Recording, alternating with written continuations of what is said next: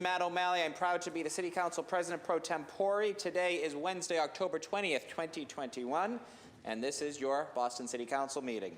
Viewers can watch the council meeting live on YouTube by visiting boston.gov/city-council-tv. To get us started, Madam Clerk, would you please call the roll? Thank you.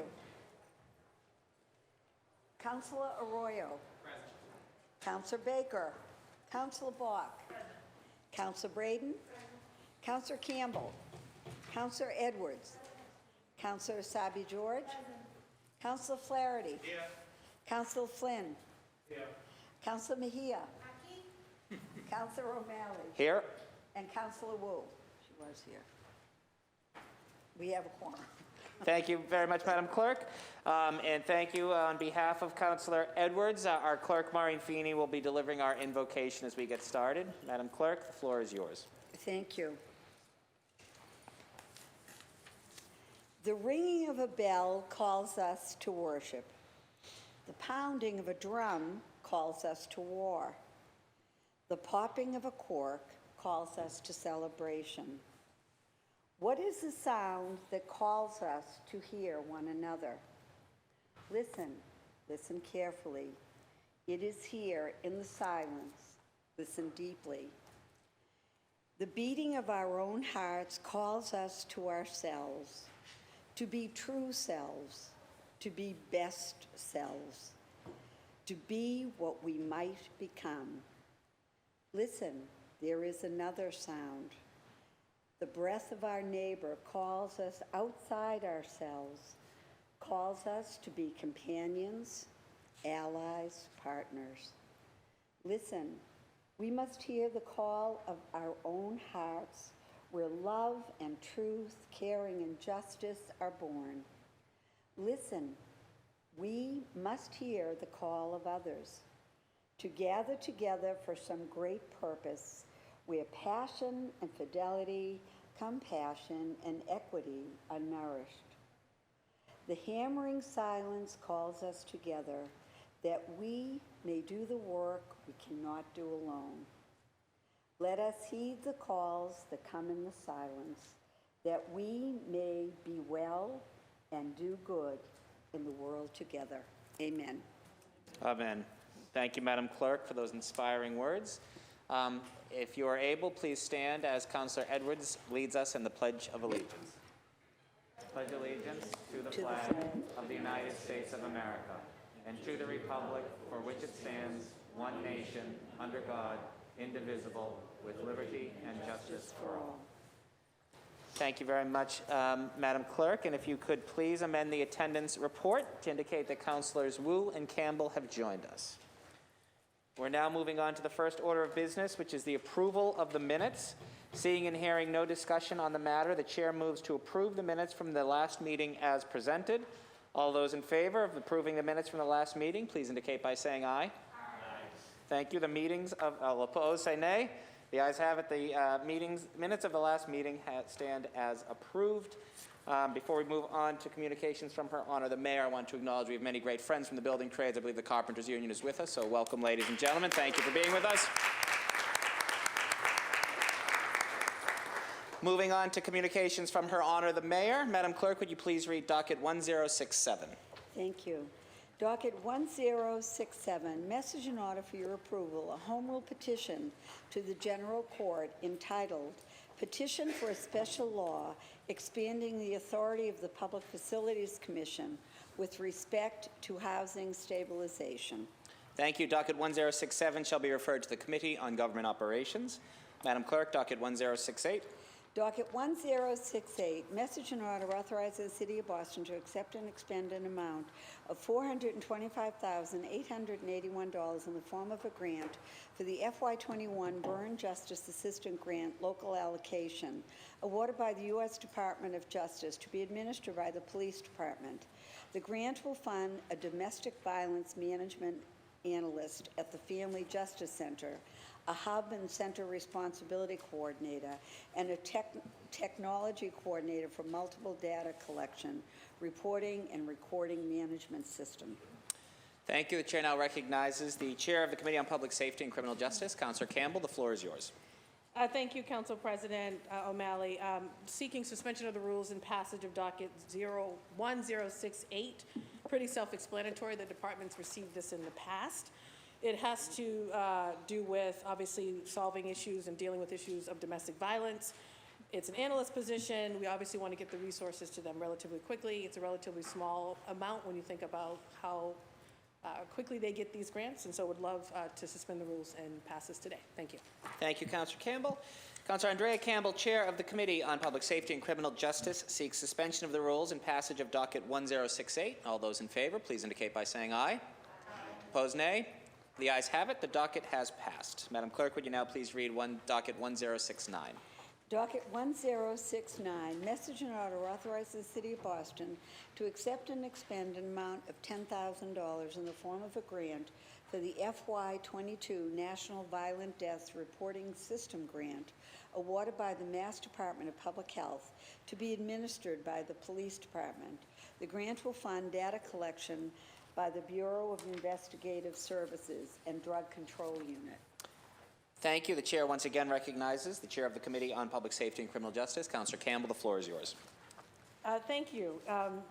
So I just want to quickly, on docket 1068, I mentioned that it funds a domestic violence management analyst, but it funds two other positions, so I want to clarify. One is a hub and center responsibility coordinator, and this is a relatively new position to help certain districts actually coordinate the department working with other social service agencies, other departments to do case management work and to solve specific types of crimes and cases. So want to flag that, and a technology coordinator, so I neglected to mention that. Thank you. For docket 1069, seeking suspension of the rules and passage of that docket, it's pretty self-explanatory. It's a really small amount given what this department tends to receive. It's $10,000. It will be used to support data collection by the Bureau of Investigative Services and the Drug Control Unit. It's a grant we've received in the past. We want to get these resources to them as quickly as possible. Thank you. Thank you very much. Once again, the Chair of the Committee on Public Safety and Criminal Justice, Councillor Andrea Campbell, seeks suspension of the rules and passage of docket 1069, $10,000 grant. All those in favor, please indicate by saying aye. Opposed, nay. The ayes have it. The docket has passed. Madam Clerk, would you please read docket 1070? Docket 1070, message and order approving the receipt of a preservation restriction agreement on the Vertulo Building, 74 to 84 Fairmount Ave, High Park, Boston, Massachusetts, 02136-2734. Thank you, Madam Clerk. Docket 1070 shall be referred to the Committee on Planning, Development, and Transportation. Moving right along to reports of public officers and others. Madam Clerk, would you please read dockets 1071 through 1077 together? And if any councillors wish to speak on any of those, they can speak upon all having been read to the record. Madam Clerk. Thank you. Docket 1071, notices received from the City Clerk in accordance with Chapter 6 of the Ordinances of 1979 regarding action taken by the Mayor on papers acted upon by the City Council at its meeting of September 15, 2021. Docket number 1072, notices received from the City Clerk in accordance with Chapter 6 of the Ordinances of 1979 regarding action taken by the Mayor on papers acted upon by the City Council at its meeting of September 22nd, 2021. Docket number 1073, notices received from the City Clerk in accordance with Chapter 6 of the Ordinances of 1979 regarding action taken by the Mayor on papers acted upon by the City Council at its meeting of September 29th, 2021. Docket number 1074, notices received from the City Clerk in accordance with Chapter 6 of the Ordinances of 1979 regarding action taken by the Mayor on papers acted upon by the City Council at its meeting of October 6, 2021. Docket number 1075, notices received from the acting mayor of the temporary appointment of Tammy Poost as interim director of labor relations effective October 4th, 2021. Docket number 1076, notices received from the acting mayor of the appointment of Kanan Thuruvengajadam, he'll be proud of me, as a member of the Conservation Commission. Docket number 1077, notices received from the acting mayor of her absence from the city from 1 p.m. on Saturday, October 9th, 2021, until 4 p.m. on Sunday, October 10th, 2021. Thank you, Madam Clerk. The chair now recognizes the District Counsel from East Boston. Councillor Edwards, the floor is yours. Thank you. I just wanted to publicly congratulate Kanan Thiruvengadam. I think I got it. I don't know. You did for his better. appointment to the Concom. Many of you know he's already on our committee for CPA. His incredible dedication to green space, to a green future, is well known. But more importantly, the fact that he would now be on the Concom and helping us to regulate how we're developing and where development is or isn't going. And honestly, living in an environmental justice community in East Boston, to have his sites to help protect the entire city is something I'm very excited about. So I just wanted to put out there, East Boston is extremely proud of you, Kanan, and of course, all of my colleagues as well. Hear, hear. Well said, Councillor Edwards. Madam Clerk, would you please update the attendance record to indicate that Councillor Frank Baker has joined us as well? And dockets 1071 through 1077 shall be placed on file. We're now moving on to reports of committees. Docket number 0685, the Committee on Government Operations, to which was referred on May 19th, 2021. Docket number 0685, an order regarding a text amendment to the Boston zoning code with respect to parking minimums for affordable housing, submits a report recommending the order ought to pass in a new draft. Thank you, Madam Clerk. I now would like to recognize Councillor Edwards, the Chair of the Committee on Government Ops. Councillor Edwards, you have the floor. Thank you very much. Again, this docket is about making sure that we are building appropriately and avoiding frivolous lawsuits as we're trying to house some of our most vulnerable populations. This is not about getting rid of parking. This is about making sure that if we're going to be increasing the affordability, in this case up to 60% of the units having to be at 100% AMI or less, that there should be an exchange, not just with developers, but also with the neighborhoods.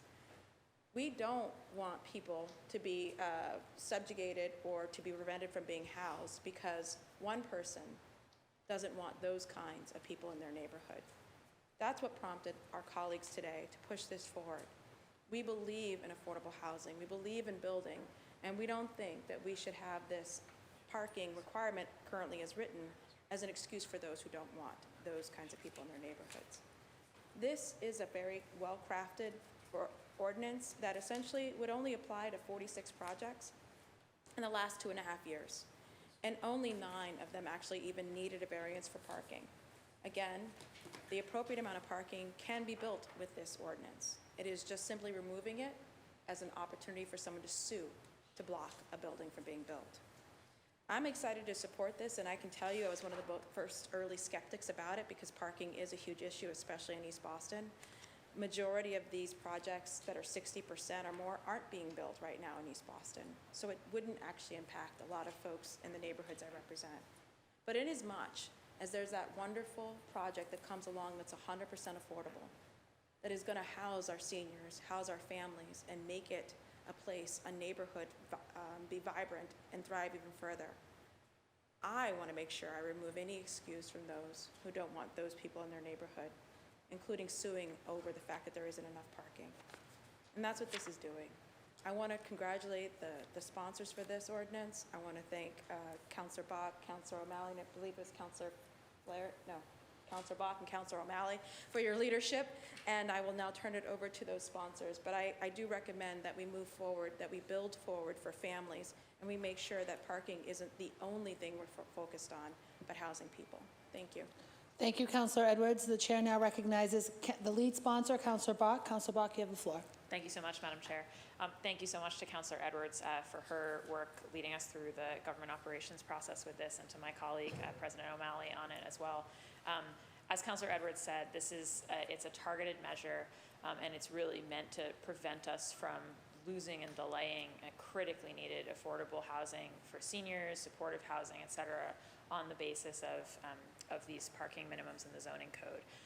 And you know, we have seen a number of lawsuits that are based on the ZBA variances being granted for these projects, and parking is one of the key components of that often. I have to say that I was very moved.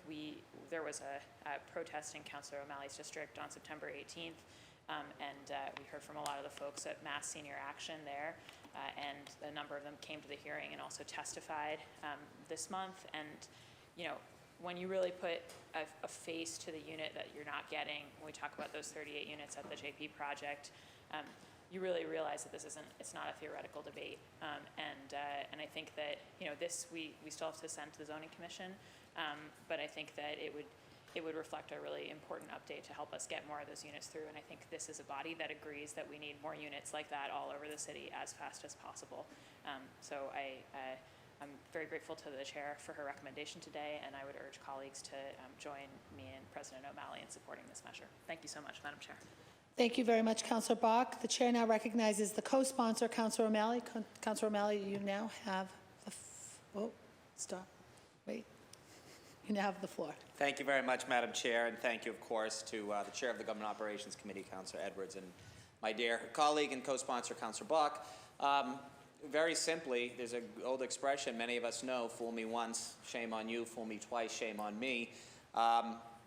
I'm not going to let us be fooled twice on this, and we actually had two very concrete examples of this weaponization of parking minimums to prevent needed affordable housing in my district, directly across the street from one another. Pine Street Inn had a project that was for formerly unhoused individuals. Right across the street, the JPNDC, one of the premier neighbor development corporations, had needed senior affordable housing, both 100% affordable. They went through a robust community process. And I want to be clear, because I think some skeptics may say, well, the community process is sacrosanct. Of course it is. And as a district councilor, I know that better than most, and you know that better than most. Both of these projects had a robust community process where the community came together, hammered out issues around parking, around gentrification, around affordability, around height, around shadows, around environmentalism. You ran the gamut. And both projects were almost 100% supported by every neighborhood group, every civic association. That's no small feat in Jamaica Plain particularly, ladies and gentlemen. Both of these were as positive and as supportive of projects that I've seen, and both have been held up by the same individual under the guise of parking. And what we're seeking to do here is to have a simple but impactful change to the zoning code that will no longer allow parking minimums to derail otherwise incredibly supported projects. This text amendment does not change the fact that we do need parking. People have cars. This does not change the fact that anything can be built without any community process or any opportunity for folks to weigh in. But what it simply does is it allows a fix of a really real problem, which is holding up affordable housing units right now. Thank you to the co-sponsor for her great work, to the chair of the committee for her leadership, and again, to the individuals who came and who testified and who offered their perspective. That was the most compelling reason why we should vote for this. So thank you for allowing me to speak on this, and look forward to urge you all to please vote on the affirmative presently. Thank you, Madam Chair. Thank you, Councilor O'Malley. The chair now recognizes the District 5 Councilor, Councilor Arroyo. Thank you, Madam Chair.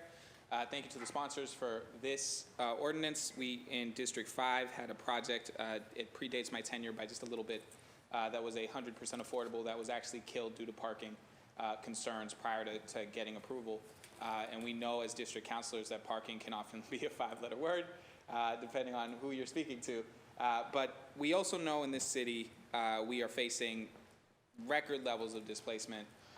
The cost of survival and living and just making it from today to tomorrow in the city rises every day.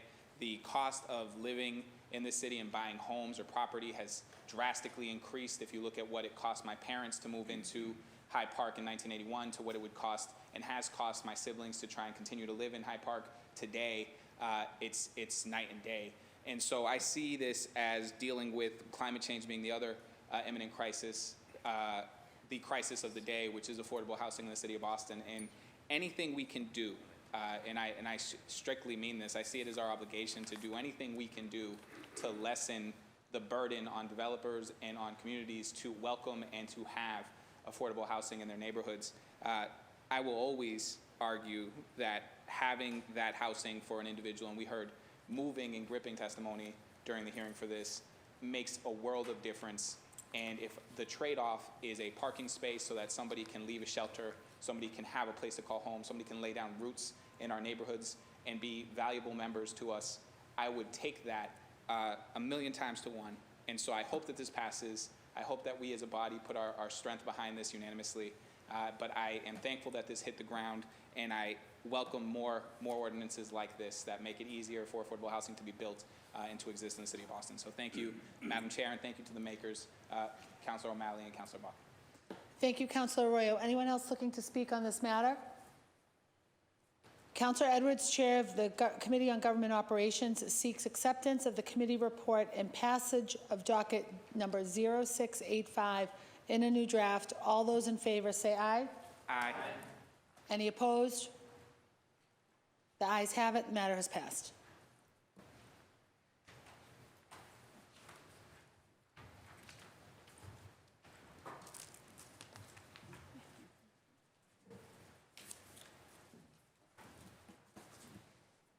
Thank you, Councillor Saiby-George, for taking over the podium. Madam Clerk, we are now moving along to, would you please read docket 0958? Oops. Sorry. If that's correct, Docket yes. 0958, the Committee on Strong Women, Families, and Communities, to which was referred on September 15th, 2021, docket number 0958. Message and order authorizing the City of Boston to accept and expend an amount of $100,000 in the form of a grant for the No Kid Hungry, awarded by Share Our Strength, to be administered by the Office of Food Access. The grant will fund school-based food programs, Boss Food Love, and the Community Hub Schools Initiative.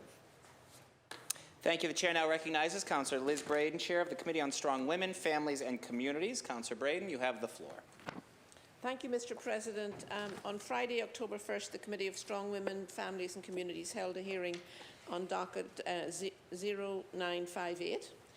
We were joined by Catalina Lopez Ospina, Director of the Mayor's Office of Food Access, who provided testimony on behalf of the administration. This is a grant for $100,000 awarded for No Kid Hungry and Share Our Strength. This grant will be used to increase funding for the Boss Food Love program, which aims to increase participation in breakfast and lunch opportunities for our students in our Boston Public Schools and charter school students and families.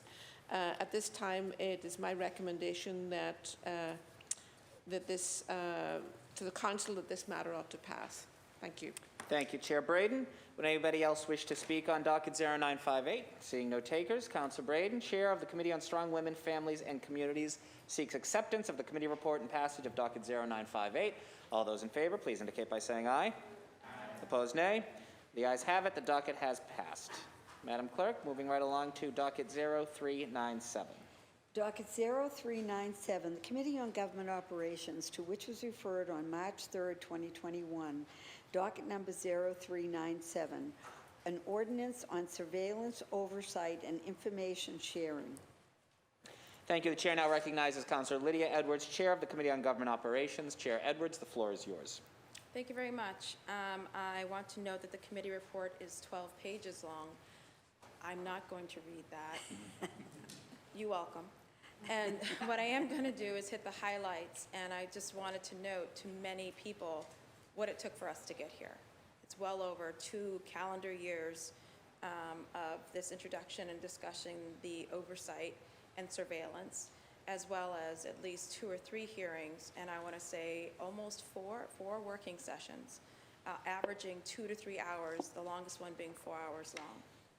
What that means is we took this very seriously. We understand the impact of this, and we want nothing more than folks to understand that when it comes to the surveillance of the everyday people of Boston, we at the City Council take that very seriously. And that's all this is doing. This is about civil liberties. This is about transparency. This is about government acknowledging what it's using, tools, surveillance technology, in order to watch all of us. That's it. And what it also does is make sure that if there is a new technology that comes out, that we would be aware, that the government would be transparent about what it's using to watch us or to police us. It would go through the City Council, it would go through a task force, it would go through many different hands to make sure before it goes to the hands of our law enforcement officers, or if there is any point that it goes to our hands in BPS, we would know about it. This is not about stopping policing. This is not about preventing people, our government, from responding in an emergency. This is about knowing how our government is functioning with our tax dollars. So some highlights. This legislation establishes standards, again, for surveillance, oversight, and information sharing. The docket requires community involvement when surveillance is used and when the city acquires surveillance technology. It limits information sharing between BPS, Boston Public Schools, and the Boston Police Department. The legislation requires that the mayor establish a surveillance use policy and that city departments and the city council approve that policy. I want to thank David Engels, Chief of Information Officer of DoIT, Gregory McCarthy, Chief Information Security Officer of DoIT, Christopher Carter, co-chair of the New Urban Mechanics, Nayeli Rodriguez, technologist for the public realm of New Urban Mechanics, Samuel DePina, Director of Operations at BPS, Superintendent Paul Donovan, Chief of the Bureau of Investigative Services, Valeria Dovalli, Student Immigrant Movement, Kate Crawford from the ACLU, Liz McGuire from GBLS, Elizabeth Badger, who is from PAIR, and Nora Pulse-Schultz, Unafraid Educators. We also had representatives from OEM come to our last working session as well. And we had Chief, I'm forgetting her name, Chief from BPS, who also came as well. It was a robust, many years conversation. Now, other highlights that are worth noting to my colleagues. This ordinance would establish two new bodies. First is the Surveillance Oversight Advisory Board. This would serve as an advisory board that reviews technology, surveillance, use technology, and surveillance technology funding that was rejected by the council. In short, if we make or say that we don't think this technology should be applied, this board gets to check and review what we've looked at.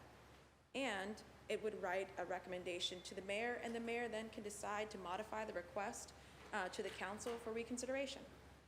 Second, this establishes the Surveillance Data and Privacy Working Group, which will work to increase transparency, accountability, and engagement around technology and use of data within the city departments, not currently covered by the ordinance.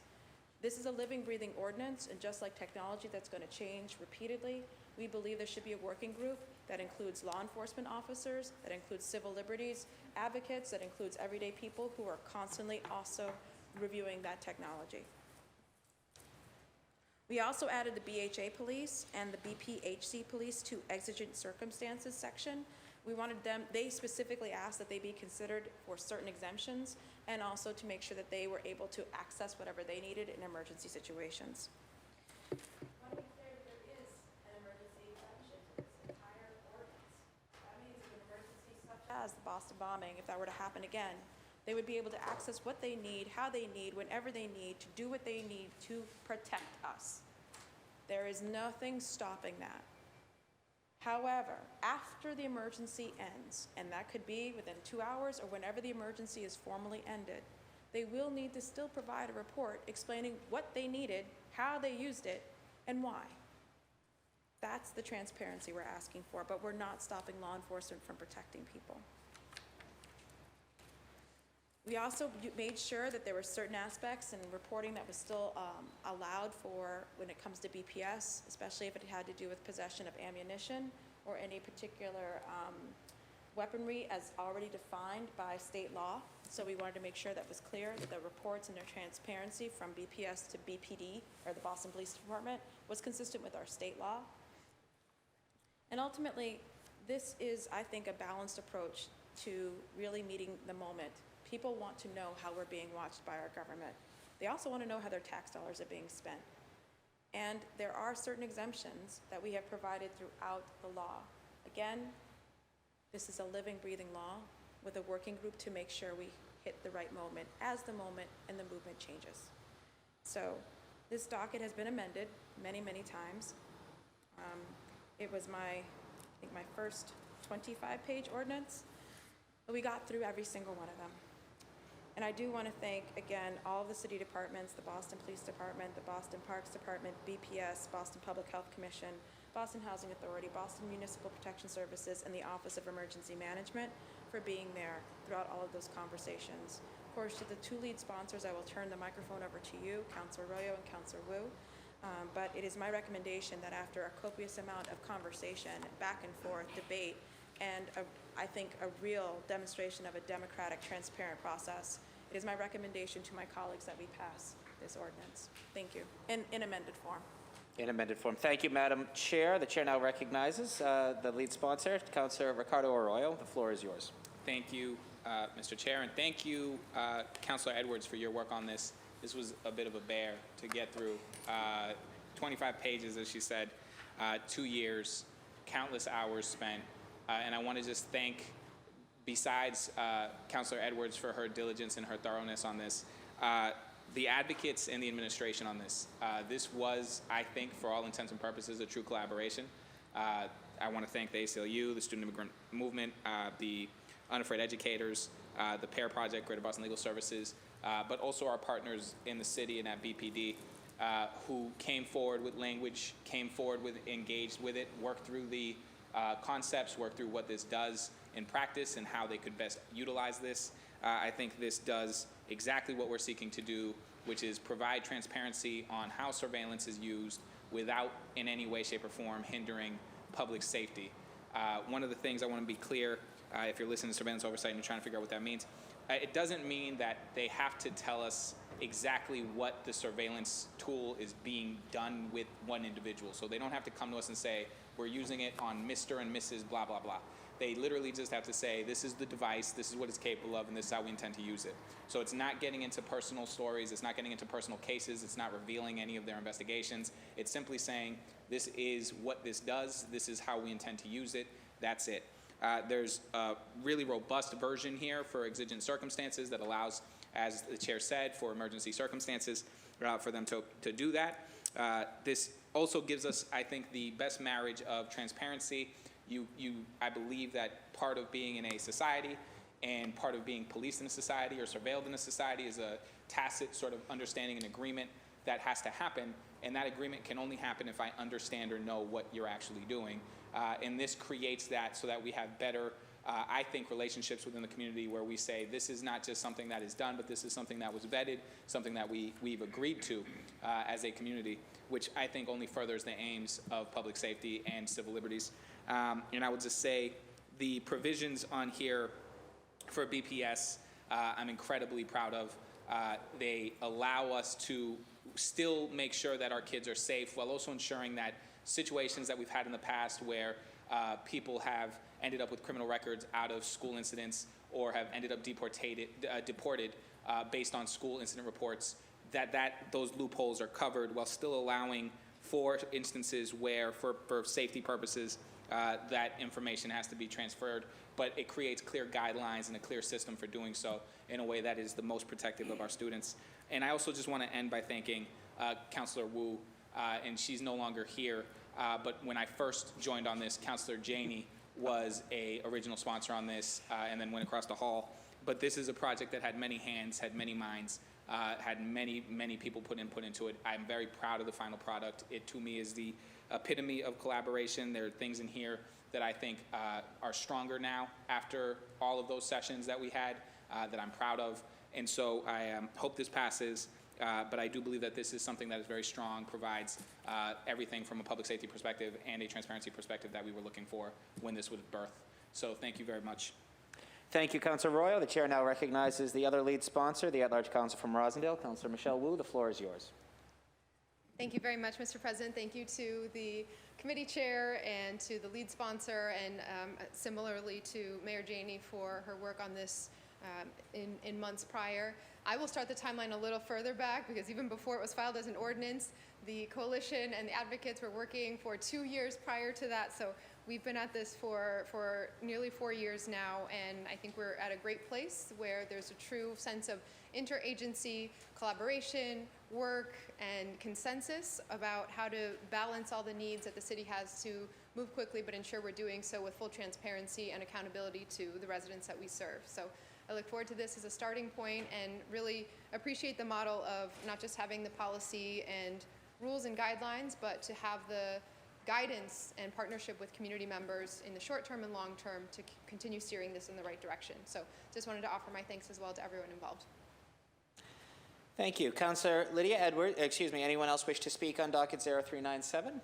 The chair recognizes the chair of the Committee on Government Operations, Councilor Lydia Edwards. The floor is yours. I think I apologize as the chair of Government Ops, and I would probably say on behalf of the entire body, we also owe a great deal of thanks to Christine O'Donnell and her incredible amount of work and quarterbacking this entire, as the lead central staffer for Government Ops for many, many years. So last year, this year, and as it's been a joy working with you, and yes, so I'll just say that, and thank you, Christine. Thank you for all your work. Well said. Thank you. Thank you, Attorney O'Donnell. Anyone else wishing to speak on docket 0397? Seeing none, Councilor Lydia Edwards, Chair of the Committee on Government Operations, as well as the two co-sponsors, Councilors Wu and Arroyo, seek acceptance of the committee report and passage of docket 0397 in a new draft. All of those in favor, please indicate by saying aye. Aye. Opposed, nay. The ayes have it. The docket has passed. Madam Clerk, would you now please read dockets 0994, 0995, 0996, 0997, 0999, and 1001. Thank you, Mr. President. Docket 0994, the Committee on Boston COVID-19 Recovery, to which was referred on September 22nd, 2021, docket number 0994. Message and order authorizing the City of Boston to accept and expend an amount of $1,603,112 in the form of a grant for the American Rescue Plan Act, Title 3B, awarded by the U.S. Department of Health and Human Services, passed to the Mass Executive Office of Elder Affairs, to be administered by the Age Strong Commission. The grant will fund supportive services for older adults in Boston for the period from 4/1/21 through June 30th, 22. Docket number 0995, the Committee on Boston's COVID-19 Recovery, to which was referred on September 22nd, 2021, docket number 0995. Message and order authorizing the City of Boston to accept and expend an amount of $1,406,331 in the form of a grant for the American Rescue Plan Act, Title 3C, Nutrition Program, awarded by the U.S. Department of Health and Human Services, passed to the Mass Executive Office of Elder Affairs, to be administered by the Age Strong Commission. The grant will fund nutrition services for older adults in Boston for the period of April 1st, 2021 through June 30th, 2022. Docket number 0996, the Committee on Boston COVID-19 Recovery, to which is referred on September 22nd, 2021, docket number 0996. Message and order authorizing the City of Boston to accept and expend an amount of $423,170 in the form of a grant from the American Rescue Plan Act, Title 3A, awarded by the U.S. Department of Health and Human Services, passed to the Mass Executive Office of Elder Affairs, to be administered by the Age Strong Commission. The grant will fund administration costs for planning and implementation by the Age Strong Commission from April 1st, 2021 to September 14th, 2021. The docket number 0997, the Committee on Boston COVID-19 Recovery, to which was referred on September 22nd, 2021, docket number 0997. Message and order authorizing the City of Boston to accept and expend an amount of $394,133 in the form of a grant for the American Rescue Act, Title 3E, awarded by the U.S. Department of Health and Human Services, passed to the Mass Executive Office of Elder Affairs, to be administered by the Age Strong Commission. The grant will fund family caregiver services for older adults in Boston for the period of April 1st, 2021 through June 30th, 2022. Docket number 0999, the Committee on Boston COVID-19 Recovery, to which was referred on September 22nd, 2021, docket number 0999. Message and order authorizing the City of Boston to accept and expend an amount of $157,522 in the form of a grant for the American Rescue Plan, Title 3D, awarded by the U.S. Department of Health and Human Services, passed to the Mass Executive Office of Elder Affairs, to be administered by the Age Strong Commission. The grant will fund the long-term care ombudsman program for the period of April 1st, 2021 through June 30th, 22. Docket number 1001, the Committee on Boston COVID-19 Recovery, to which was referred on September 22nd, 2021. Docket number 1001. Message and order authorizing the City of Boston to accept and expend an amount of $140,121 in the form of a grant for the American Rescue Plan Title 3D, awarded by the U.S. Department of Health and Human Services, passed by the Mass Executive Office of Elder Affairs, to be administered by the Age Strong Commission. The grant will fund preventative health services for older adults in Boston for the period of April 1st, 2021 through June 30th, 2022. Thank you very much, Madam Clerk. The chair now recognizes Councilor Michael Flaherty, Chair of the Committee on Boston's COVID-19 Recovery. Chair Flaherty, the floor is yours if you wish to speak on all dockets, and then we will take individual votes, if that's your prerogative. That would be great. Thank you, Mr. President. The committee held a hearing on October the 14th. The following individuals from the administration were present: Age Strong Commissioner Emily Shea, Francis Thomas, the Director of A&F and Deputy Commissioner of Programs and Partnerships, and Melissa Carlson. The committee discussed how the funds would be used. Commissioner Shea explained that the Age Strong Commission typically receives these funds every year through the Older Americans Act, and that more money is available this year through the American Rescue Plan Act. The services include supportive services, nutrition services, caregiver services, administrative funds, and to fund the Ombudsman program. Commissioner Shea explained that some of the funds will be used in-house, but that a majority of the funds will be used for the Aging Services Network. Commissioner Shea explained that there'd be an RFP this year, and that funds will go out to organizations that are working with the city, and that the funds through the ARPA may be used for outreach. Commissioner Shea also explained that there will be an RFP for mental health and wellness services for older adults, and there will be an opportunity for smaller businesses as well as MBEs, because these contracts will be smaller, and the issues that we've been grappling with is taking those big contracts and breaking them down. This may be a perfect opportunity for companies that provide those services. Passage of these dockets will authorize increased funding to enhance the services provided by the Age Strong Commission. The additional funding will allow the Age Strong Commission to continue its work with outside community organizations throughout the city that provide supportive services for seniors, and under the ARPA, the city will use these funds for outreach services in order to ensure that seniors have access to the services network. As chair of the Committee on Boston's COVID-19 Recovery, I recommend that docket 0994, docket 0995, docket 0996, docket 0997, and docket 0999, and docket 1001 ought to pass. Thank you, Mr. President. Thank you very much, Chair Flaherty. If I may editorialize, I think this is demonstrates the importance of having this very specific committee, and I hope it remains with next year's council. So thank you for your work on all these. We will vote on them individually. Councilor Michael Flaherty, Chair of the Committee on Boston's COVID-19 Recovery, seeks acceptance of the committee report and passage of docket 0994. All those in favor, please indicate by saying aye. Aye. Opposed, nay. The ayes have it. The docket 994 is passed. Councilor Flaherty seeks acceptance of the committee report and passage of docket 0995. All those in favor, please indicate by saying aye.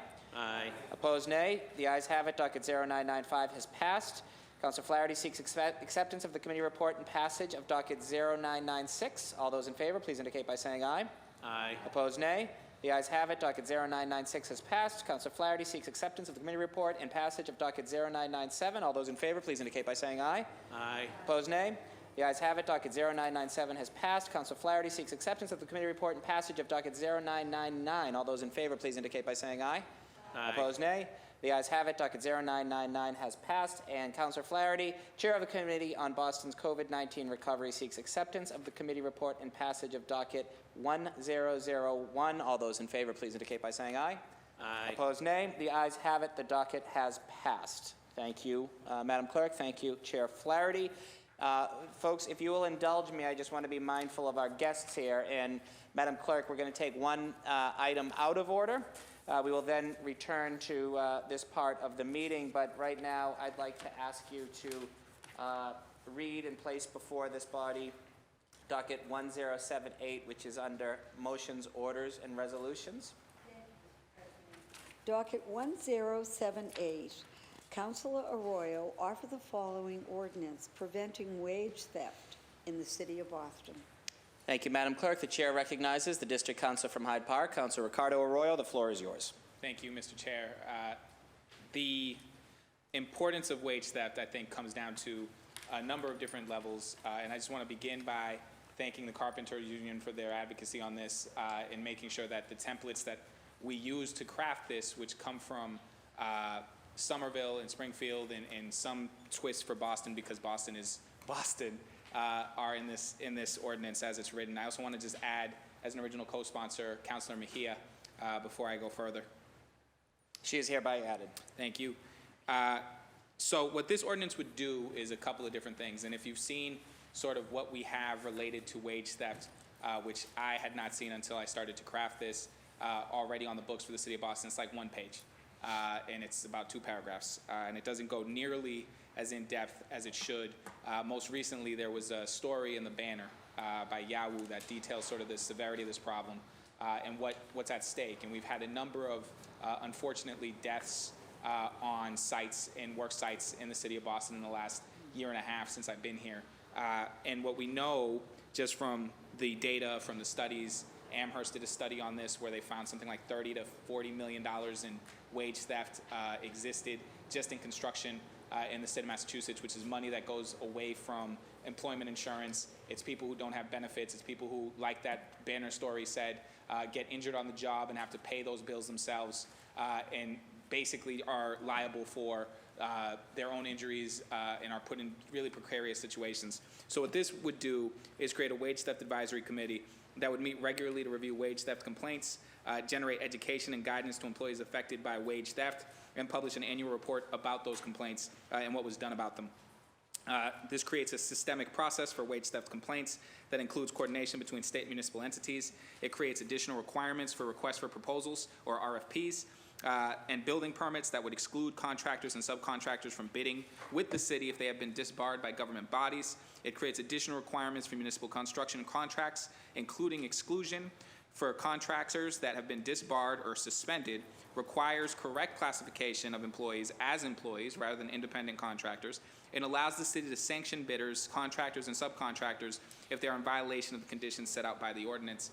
One of the issues with wage theft is that it's often an unprosecuted crime. And so we have folks who are experiencing not even their full paychecks, or going weeks without pay, are sometimes not paid at all, are paid under the table and not provided benefits that they are entitled to or should be entitled to.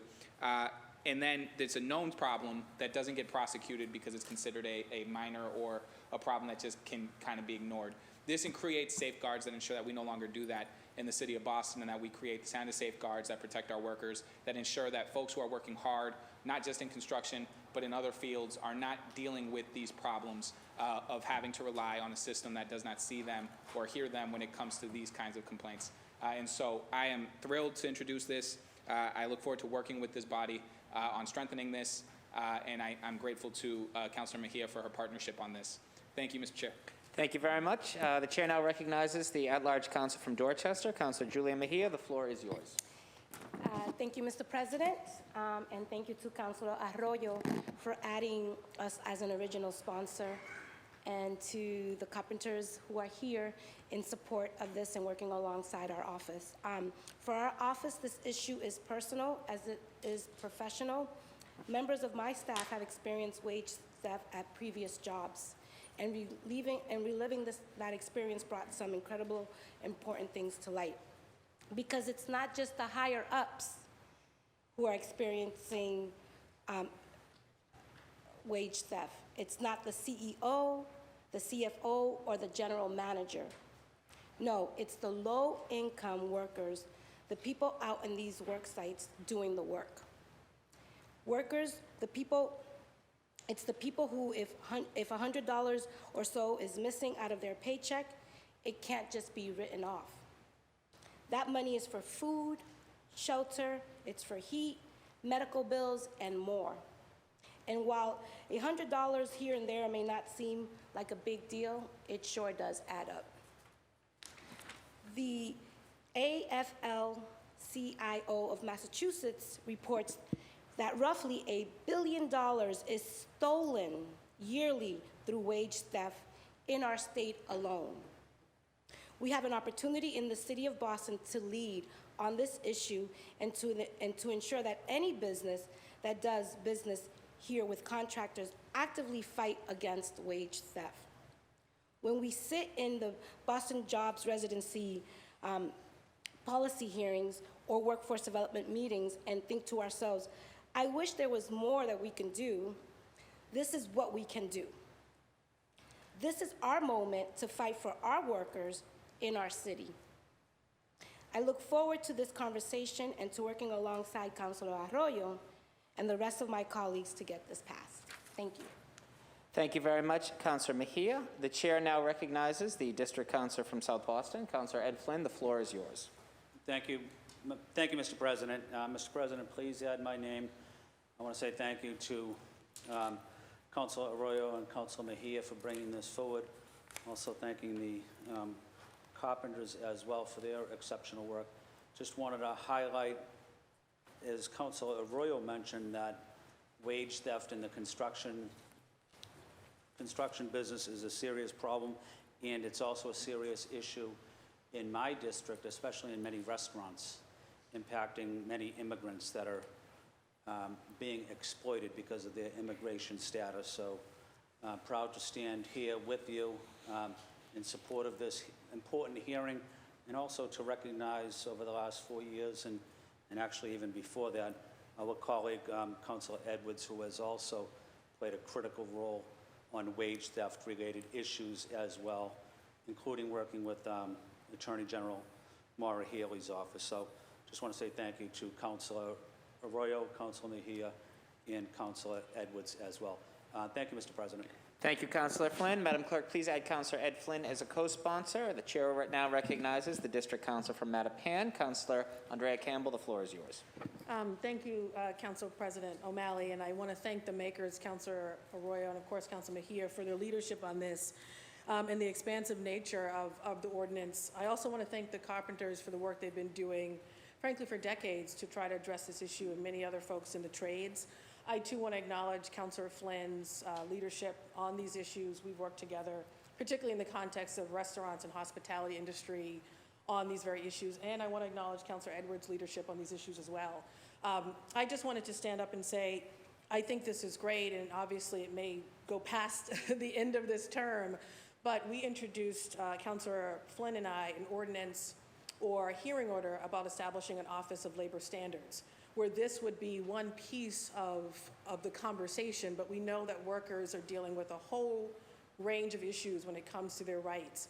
And Mark, who used to actually run the carpenters, proposed this idea and said other cities across the country are doing work where they're establishing these offices as a place for workers to go to enforce their rights, to get basic information about what their rights are, to have someone to talk to share, whether it's in a confidential setting or something else. And so I hope that that conversation around creating such an office could be folded in to the conversation around this ordinance, which I think goes hand in hand and adds to other issues that workers are dealing with. So thank you to the makers. Please add my name. Thank you very much. Madam Clerk, please add Councilor Andrea Campbell as a co-sponsor. And the chair now recognizes the District Councilor from East Boston, Councilor Lydia Edwards. The floor is yours. Thank you very much. Thank you to the makers for your leadership in this issue. It's true, I cut my teeth actually as a workers' rights attorney, representing immigrant workers at the Brazilian Worker Center for well over 10 years ago. That's where I learned oftentimes about the triple oppression that immigrant workers face, being undocumented, not speaking English, and then also having your salary robbed from you, and not knowing where to go, and that oftentimes for all the rights and all the laws that we have on the books, if you don't feel that they're meant for you and you don't feel welcome in the buildings where they're enforced, they don't get enforced. We have a vibrant, growing underground economy in this state. Underground economy means it's the one that's under everyone's purview. It's where people work for less than minimum wage. They try to survive on what they can get. And the fact of the matter is it's underground because we are not making government accessible. I do appreciate this ordinance in making sure that at least our city government is more accessible to those people who have a problem, who are living here, who weren't paid the appropriate wage. And wage theft comes in so many different ways. It's either the undercutting of the person's hours. It's literally just saying the person isn't on the books. It's really claiming that they don't even exist when people come. I've come to employers and said, well, you know, you owe him a certain amount of money. I don't know who he is. He doesn't work for me. And they would just simply claim that they don't know who this person is, who's been there for years. Meanwhile, this person can tell you where their contracts are, where they had to build, what they had to do, what they were doing for them the entire time. I've had not only construction workers, but I also had domestic workers, an even further deeply hidden population, well over 60,000 workers in this Commonwealth who work in individual homes. You want to talk about being unseen and underpaid and exploited? Try living in your employer's home. So it's multiple layers of oppression that we're dealing with, and I've had to deal with, and I really do appreciate this ordinance. I hope it goes deeper, actually. This is talking about contracting with vendors. I would think that the best way also is to look at how we at all provide any benefit to any company. That includes licensing. Licensing is how you're going to get to the restaurants, right? Because we don't necessarily have a contract or vendor or give them money except through High Roads Kitchen, which is something we did do. But if you want to make sure that we're going to one of the most exploitive industries, you got to talk about the licensing and the permissions that we give those industries to exist and make money here in Boston. You also need to talk about zoning, permitting, and variances as well. I firmly think that there's no way you should be getting a variance to build a building here with a record of wage theft and stealing from the very people who would like to try and live in your buildings. I want us to say, as the city of Boston, it should be extremely hard for you to run a business, to make money here, and steal anyone's wages. Matter of fact, if we find out that you do, you are not welcome here in the city of Boston to do any of those things. So I'm excited about this. I also hope that this ordinance is not just creating a concentration here, but actually pushing out and acknowledging good work that's already been done by many worker centers, of whom I'm going to list: the Brazilian Worker Center, the Brazilian Women's Group, Mata Hari Women's Worker Center, the Dominican Development Center, Centro Presente, Mashkosh, and so many other organizations that are on the ground making sure that people have this respect and dignity. And of course, I cannot forget union labor, carpenters who are here today representing many of the thousands of union labor throughout all of Greater Boston who have also been there in the fight to stand up for workers' rights. So I'm excited about this ordinance. I'm excited about it going even more aggressive. Thank you, Councilor Arroyo. Thank you, Councilor Mejia. Thank you, and you would like your name added, I assume? Of course. Thank you, Madam Clerk. Please add Councilor Lydia Edwards as a co-sponsor. The chair now recognizes the District Council for Beacon Hill, Councilor Kenzie Bach. The floor is yours. Thank you so much, Mr. President, and please add my name as well. And thank you so much to the sponsors, Councilor Arroyo and Councilor Mejia, as well as has been mentioned to other colleagues, Councilor Edwards, Flynn, Campbell, for prior leadership. I think that this is a council that is in favor of workers' rights, but I think that an ordinance like this is really about, like, how does that become real?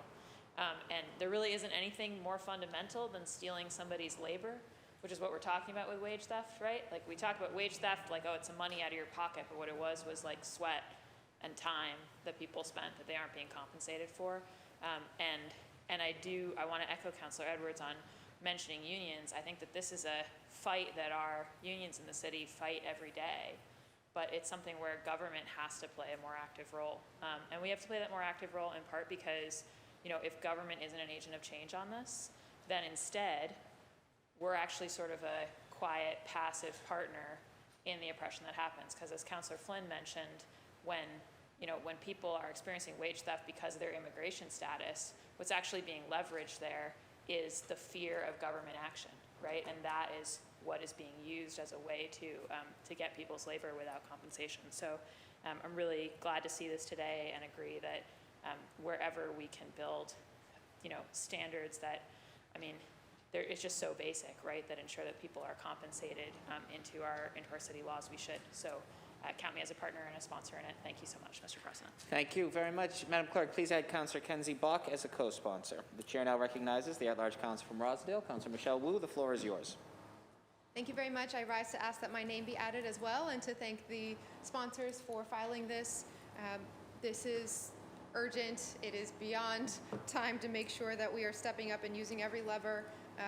One of the first ordinances that I had hoped to file as a city councilor was on this exact topic. It ended up becoming the basis for an executive order that Mayor Walsh had then implemented, and there was a lot more that we could have done. So I'm glad that we are stepping into this space now. Completely agree on the licensing front that there's wherever we can reach, we need to reach. And just to note that each one of the mayoral candidates from the beginning of this race had committed to adding a cabinet-level position to oversee situations exactly like this. So this will be an important tool or set of tools that the city has, and looking forward to making sure that we move this quickly and can also draw on whatever work we had done in the past to feed right in. Thank you. Thank you very much, Madam Clerk. Please add Councillor Michelle Wu as a co-sponsor as well. Would anybody else wish to speak on this? We've added a majority, but would any councillors who have not yet added their name wish to do so? Madam Clerk, please add Councillor Braden, Councillor Saiby George, Councillor Flaherty. Please add the chair as well. And docket 1078 shall be referred to the Committee on Government Operations. And thank you to our guests for being here as well. You may clap.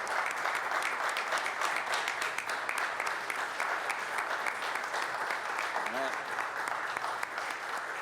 Thank you all, Madam Clerk. Which button? Wait. Of course, yeah, we haven't, it was being remanded to committee, but it hasn't quite arrived, so Madam Clerk, please add Councillor Frank Baker as a co-sponsor on 1078 as well. So that's everybody. Madam Clerk, we are now moving back to reports of committees. Would you please read docket 1014? Thank you, Mr. President. Docket 1014, the Committee on Strong Women, Families and Communities, to which was referred on September 29, 2021, docket number 1014. Message and order authorizing the City of Boston to accept and expend an amount of $500,000 in the form of a grant for the FY21 Gus Schumacher Nutrition Incentive Program, awarded by the National Institute of Food and Agriculture, USDA, to be administered by the Office of Food Access. The grant will fund projects to increase the purchase of fresh fruits and vegetables by low-income SNAP consumers. Thank you. The chair now recognizes Councillor Liz Braden, Chair of the Committee on Strong Women, Families and Communities. Chair Braden, the floor is yours. Thank you, Mr. President. Also on Friday, October 1st, we had a committee on the Strong Women, Families and Communities held a hearing on the docket 1014. We were joined by Catalina Lopez Ospina, Director of Food Access. The previous comments that Clerk Feeney has read, it's pretty self-explanatory. This new funding will also allow for additional store locations to participate in the Boston Double Up Bucks program. Currently, there are 12 stores participating in neighbourhoods across the city, with an anticipation of adding another 4 to 6 more stores with this funding. It is my recommendation that the council, to the council, that we would accept and pass this docket. Thank you. Thank you very much. Councillor Liz Braden, Chair of the Committee on Strong Women, Families and Communities, seeks acceptance of the committee report and passage of docket 1014. All those in favor, please indicate by saying aye. Opposed, nay. The ayes have it. The docket has passed. Madam Clerk, we are moving along to docket 1013. Docket 1013, message and order authorizing the City of Boston to accept and expend an amount of $750,000 in the form of a Land Water Conservation Fund grant awarded by the National Park Service, passed with the Massachusetts Division of Conservation Services, to be administered by the Boston Parks and Recreation Department. The grant will be used for improvements at Malcolm X Park that will make paths, entrances, and play areas compliant with the American with Disabilities Act. Thank you, Madam Clerk. Chair recognizes the President Pro Temp and Chair of the Committee on Environment and Parks. And I don't You remember named the it, rest. Madam Chair. So long Resiliency ago. in parks. Right. Thank you, Madam Chair. You know, I've been around long enough to have seen a number of these park renovations and rehabilitations come to fruition, and it's one of the most exciting things to see. And this one is particularly exciting. Malcolm X Park in the heart of District 7. It's across from the Higginson Lewis School, which is a very special Boston Public School. It's where my mother and my late sister taught for a number of years.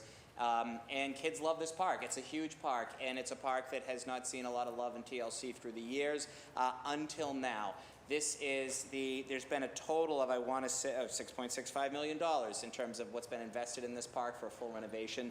And this is one of the final large grants, $750,000, which is going to make it ADA compliant. I think that's particularly important, particularly with the school next door that does have a number of students who do use wheelchairs. So to allow them to be able to take advantage of this great park and open space is going to be phenomenal. There are some really gorgeous stone walls there, the old-fashioned, which are being preserved. This is a park that the Olmsted brothers had designed, and they are keeping very much in the spirit of the Olmstedian design. There may be some changes, but that's the trade-off to make it more accessible. And as someone who counts himself a historian, it is more important to have accessibility than historical accuracy, but nevertheless, much of it will be in the vein of the Olmsted brothers. And it's going to have water features. It's going to have the permeated playground surfaces, which is easier in case a kid falls down now, which is something I'm becoming more familiar with the frequency that occurs. And it's just a really great project. So thanks, of course, to Councilor Ed Flynn, first one at the hearing, asked some really great questions. Not his district, but he knows how important this is for everyone in Boston. So thank you, Councilor Flynn, for your great support on this.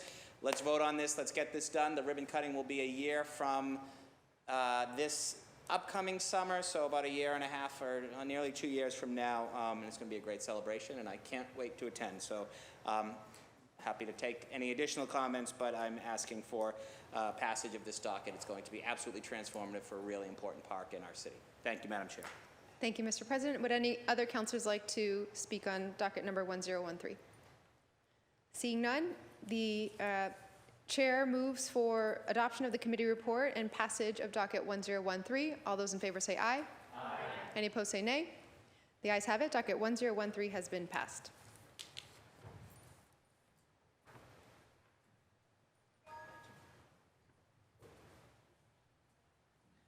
Thank you, Councilor Wu.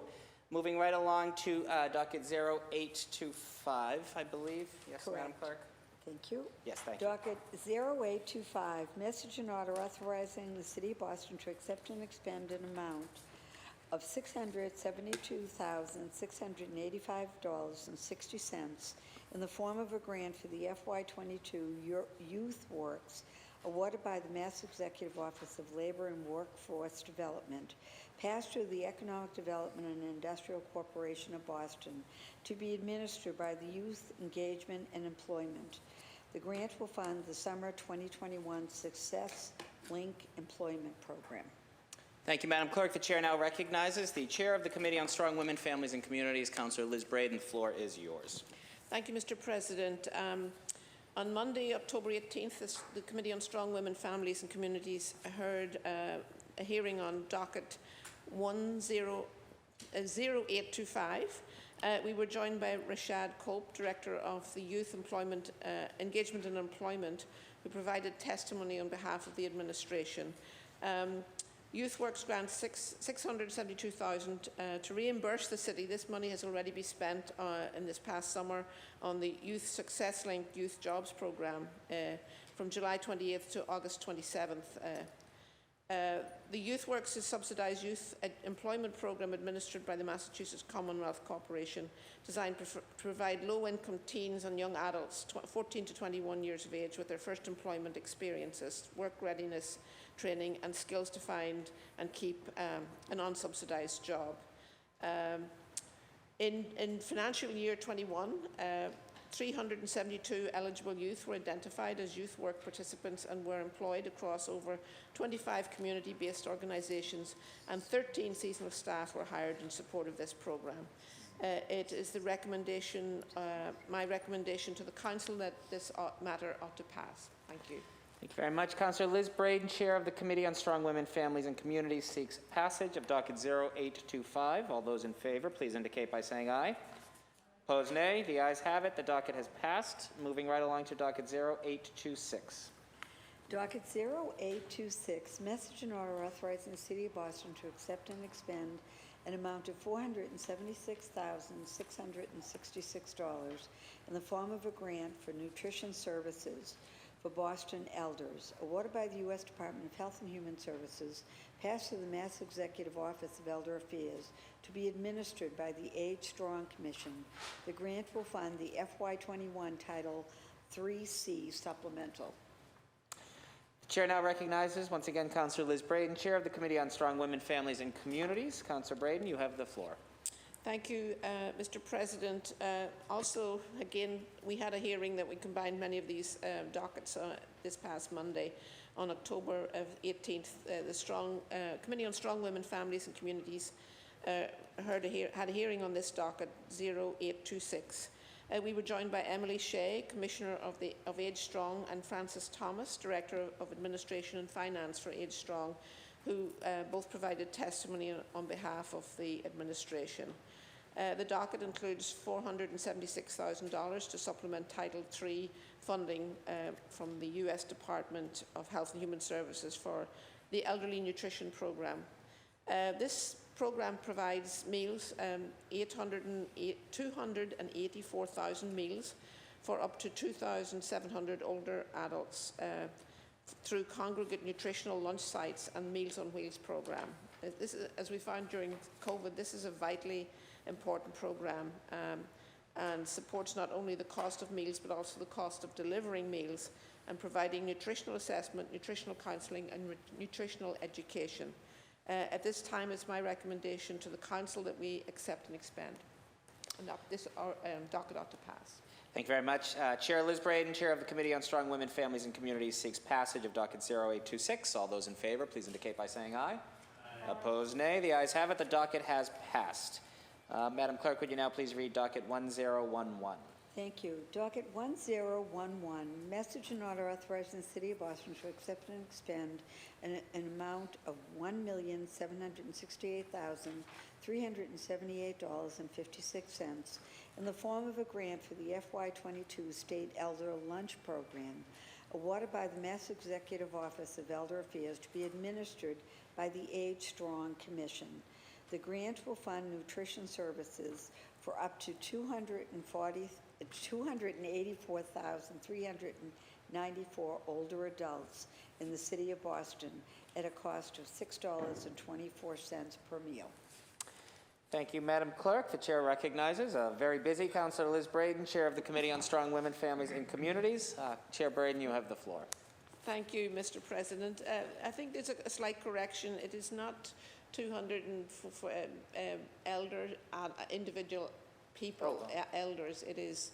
That's the number of lunches that will be delivered, not the number of people we'll be serving. So I think that's a correction that we should probably make. Fair point. We will. That's, yeah. Yeah, that's whatever. the way we received it. Thank you. Thank you for the correction. For those paying attention, just for out of clarity's sake, in the packet it says docket 1011 will fund nutrition services for up to 284,394 older adults, and that is actually about meals. Meals rather than individual older adults. Thank you very much. I think we'd have ballooned the population of Boston significantly if we had that number. Absolutely, absolutely.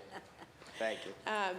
So again, we had this hearing on October 18th, and so we were joined again by Commissioner Shea and the Administration and Finance Director, Frances Thomas of Age Strong. It's sort of self-evident. These monies were a grant from the Massachusetts Executive Office of Elder Affairs, which will also provide funding for the city's elderly nutrition program, in addition to the previously mentioned grant. At this time, it's my recommendation to the Council that this matter ought to pass. Thank you. Thank you, Madam Chair. Councillor Braden, Chair of the Committee on Strong Women, Families and Communities, seeks passage of docket 1011. All those in favor, please indicate by saying aye. Aye. Opposed, nay. The ayes have it. Docket 1011 has passed. Madam Clerk, would you now please read docket 0849? Thank you.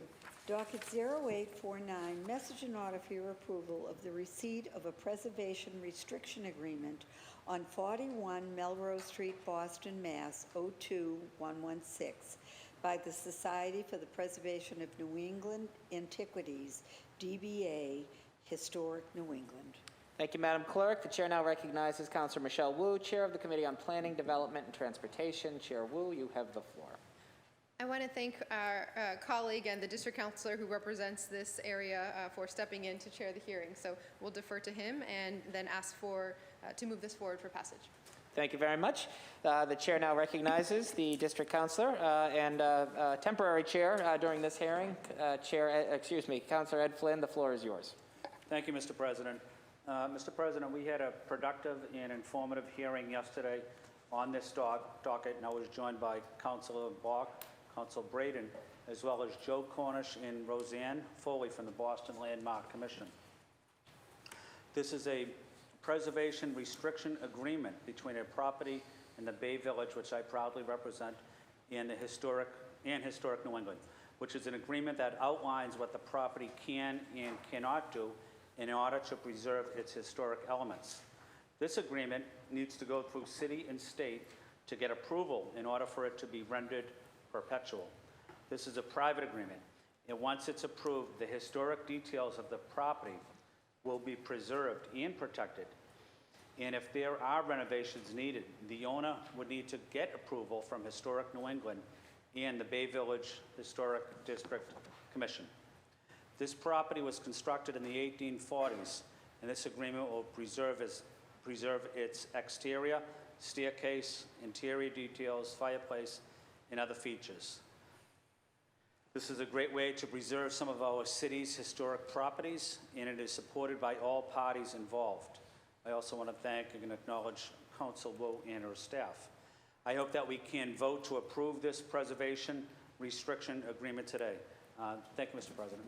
Thank you very much. The chair recognizes the district council from Beacon Hill.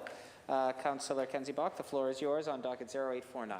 Thank you so much, Mr. President, and thank you to everyone for your indulgence. Although this is not in my district, I think as the only daughter of Bay Village ever to serve on this body, that I just wanted to say a word about why I'm so excited about this. It's 4 doors down from the house I grew up in.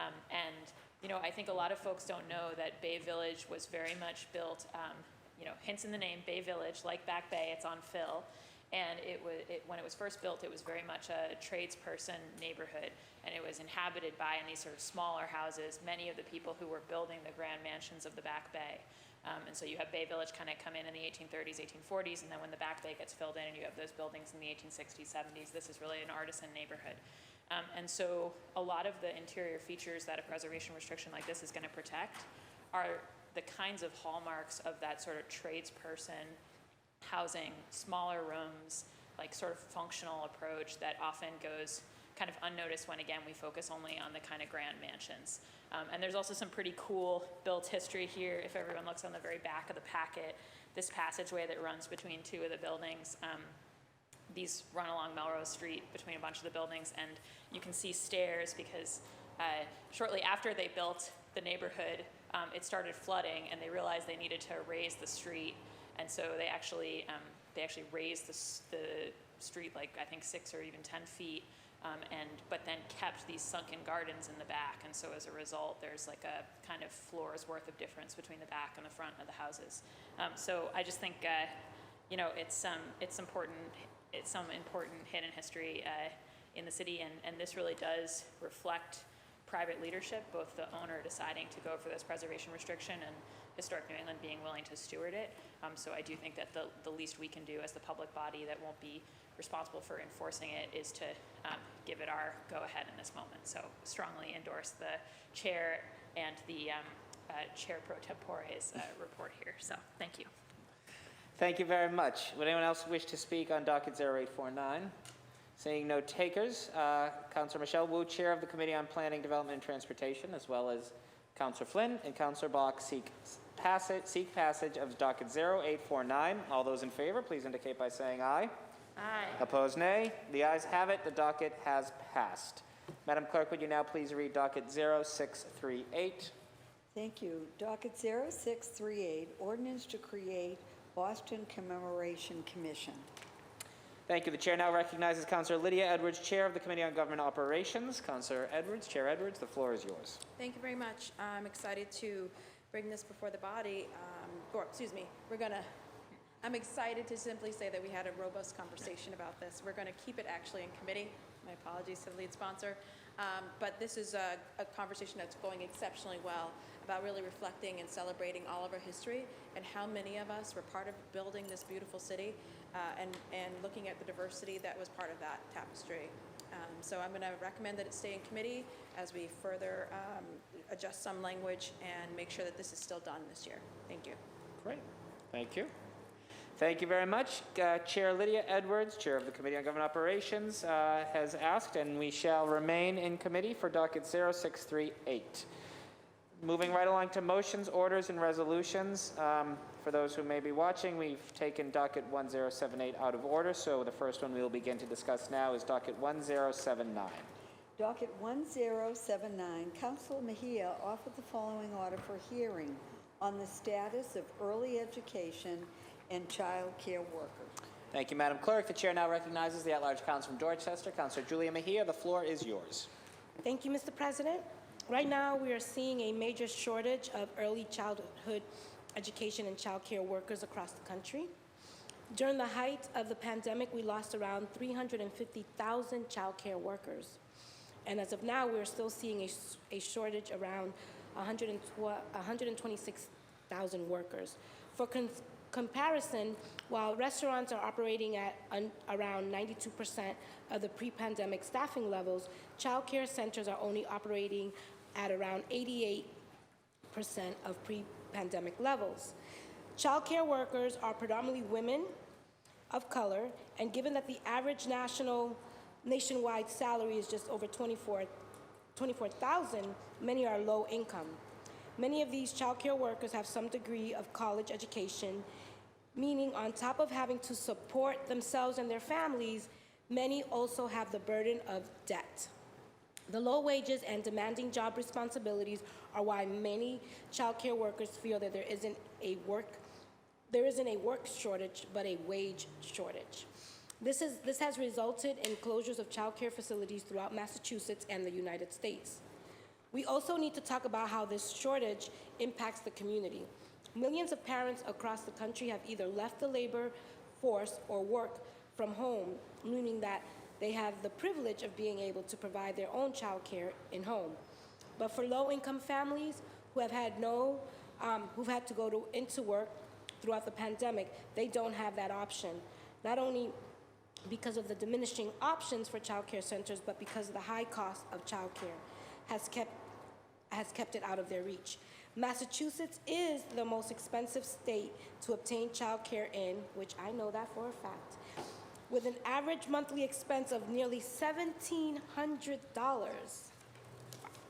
But this begs the question, if child care is so expensive, why aren't our child care workers being paid better?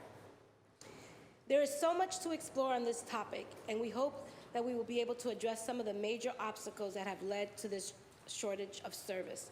We have been incredibly lucky to work alongside SEIU 509 on this issue, particularly Janae McDonald, who has offered her time and expertise to educate us on this issue. We look forward to this conversation and to learning more. Thank you. Thank you very much, Councilor Mejia. Would anyone else wish to speak on docket 1079?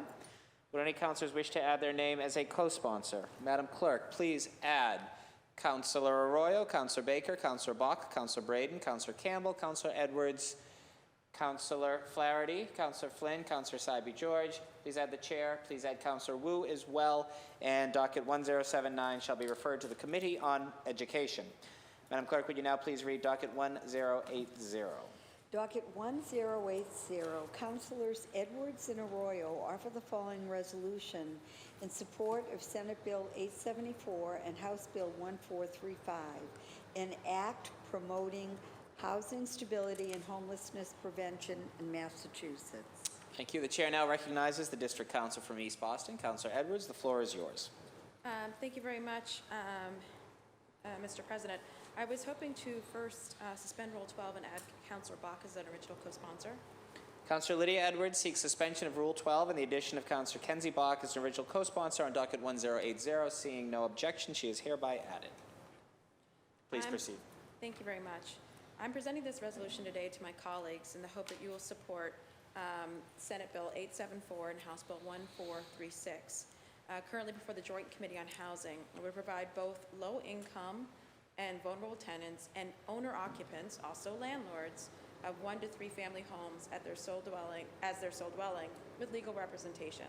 I'll repeat this. This is a bill to provide legal representation to both tenants and landlords, small landlords and low-income tenants. Why is that necessary? I come to you as a former tenant and now a current landlord. the deals are simply better. The conversations are smoother, people feel more represented, and they feel that they have been heard and have accessed justice when they are represented by an attorney. 85% of landlords have an attorney. I believe less than 6% of tenants who come before the court trying to fight for their homes have an attorney. It doesn't make sense. I come to you also as a legal services attorney who understands that half the battle is oftentimes helping them navigate the system. Someone who gets an eviction notice clams up, gets frightened, and may end up doing things that are not necessary, moving faster, signing documents they don't need to, don't understand, because they are trying their best to get rid of this situation. And what I encourage is for people to talk immediately, to either go to mediation, but I can't imagine how frightening it is to show up in court. You don't have childcare. You're there with your child sometimes, and you're sitting there waiting for whoever knows how long because everyone is told to show up at 9 o'clock in the morning. And then you're there the entire day. You'll miss your hourly wages. You might end up threatening your job or losing your job. You're having all of these burdens placed on you. I also know the other side as a landlord. I haven't received rent. I'm dealing with difficult tenants, and they won't talk to me because they're intimidated. Obviously, I'm their landlord. I own the building that they live in. And I want nothing more oftentimes to be able to pick up the phone and negotiate right away with whoever represents them. I want to resolve the issues. And I think most landlords and most tenants want a resolution. But if you are sitting there talking with someone who may not speak English, who doesn't have an attorney, how can you honestly say you're giving them a true attempt and a true, honorable way to negotiate for their ability to stay or to leave on dignified terms? You can't. So this right to counsel bill is going to help out those low-income tenants. It's going to help out those small landlords who oftentimes cannot afford an attorney either because the rents are paying their mortgage, right? These aren't people who are making huge amounts of money. These are people oftentimes who are on Social Security who may have paid off their mortgage and then that is their only income. I think they should have a right to counsel as well. And I'm happy that this bill does both. This is a moment where we need to really assess honestly how all of our systems are working. The housing system isn't working. It isn't working for a lot of landlords. It certainly isn't working for a lot of tenants. And so I think this is one more tool in the toolbox to help both sides get to resolutions and to really affirm in the state of Massachusetts that housing is a human right. So I specifically wanted to invite Councilor Arroyo into this conversation and to be a lead sponsor because he already has done the work in CPCS, and making sure and understanding that the right to counsel oftentimes is a right to literally life and freedom. And I wanted his voice and I wanted his perspective, and I thank you for being a co-sponsor for this, Councilor Arroyo. Thank you. The chair now recognizes the district council from Hyde Park and the lead co-sponsor, Councilor Ricardo Arroyo. The floor is yours. Thank you, and thank you to Councilor Edwards for your leadership on this. This is not a new issue for you that you've been leading on. And as a public defender, my job often meant that I was actually in different courts, including housing court, sometimes for my clients, where I had to ask for permission to represent them in those spaces because before it was trendy, my big thing was to tell folks that stabilization was the key word in the work that I did, that folks were living unstabilized lives, and largely the biggest stabilization factor for them was housing, and their lack of housing or the tenuous understanding that they had that the housing could be taken from them at any time.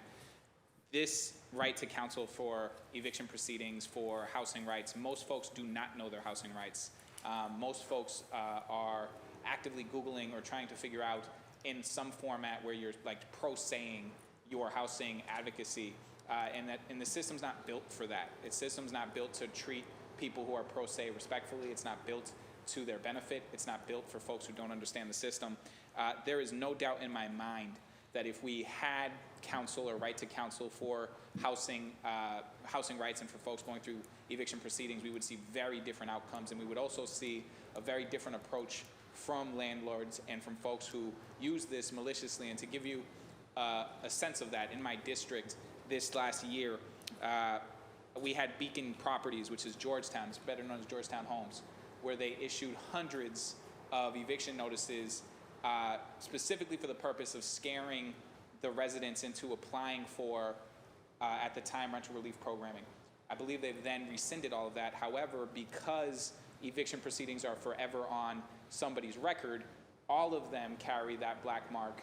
I think we've been doing some repair work on that, but that is the kind of carelessness and callousness that it leads to when you know there won't be a check, when you know that there's not going to be an attorney on the other side of that who says what you're doing is wrong, what you're doing is actually incorrect.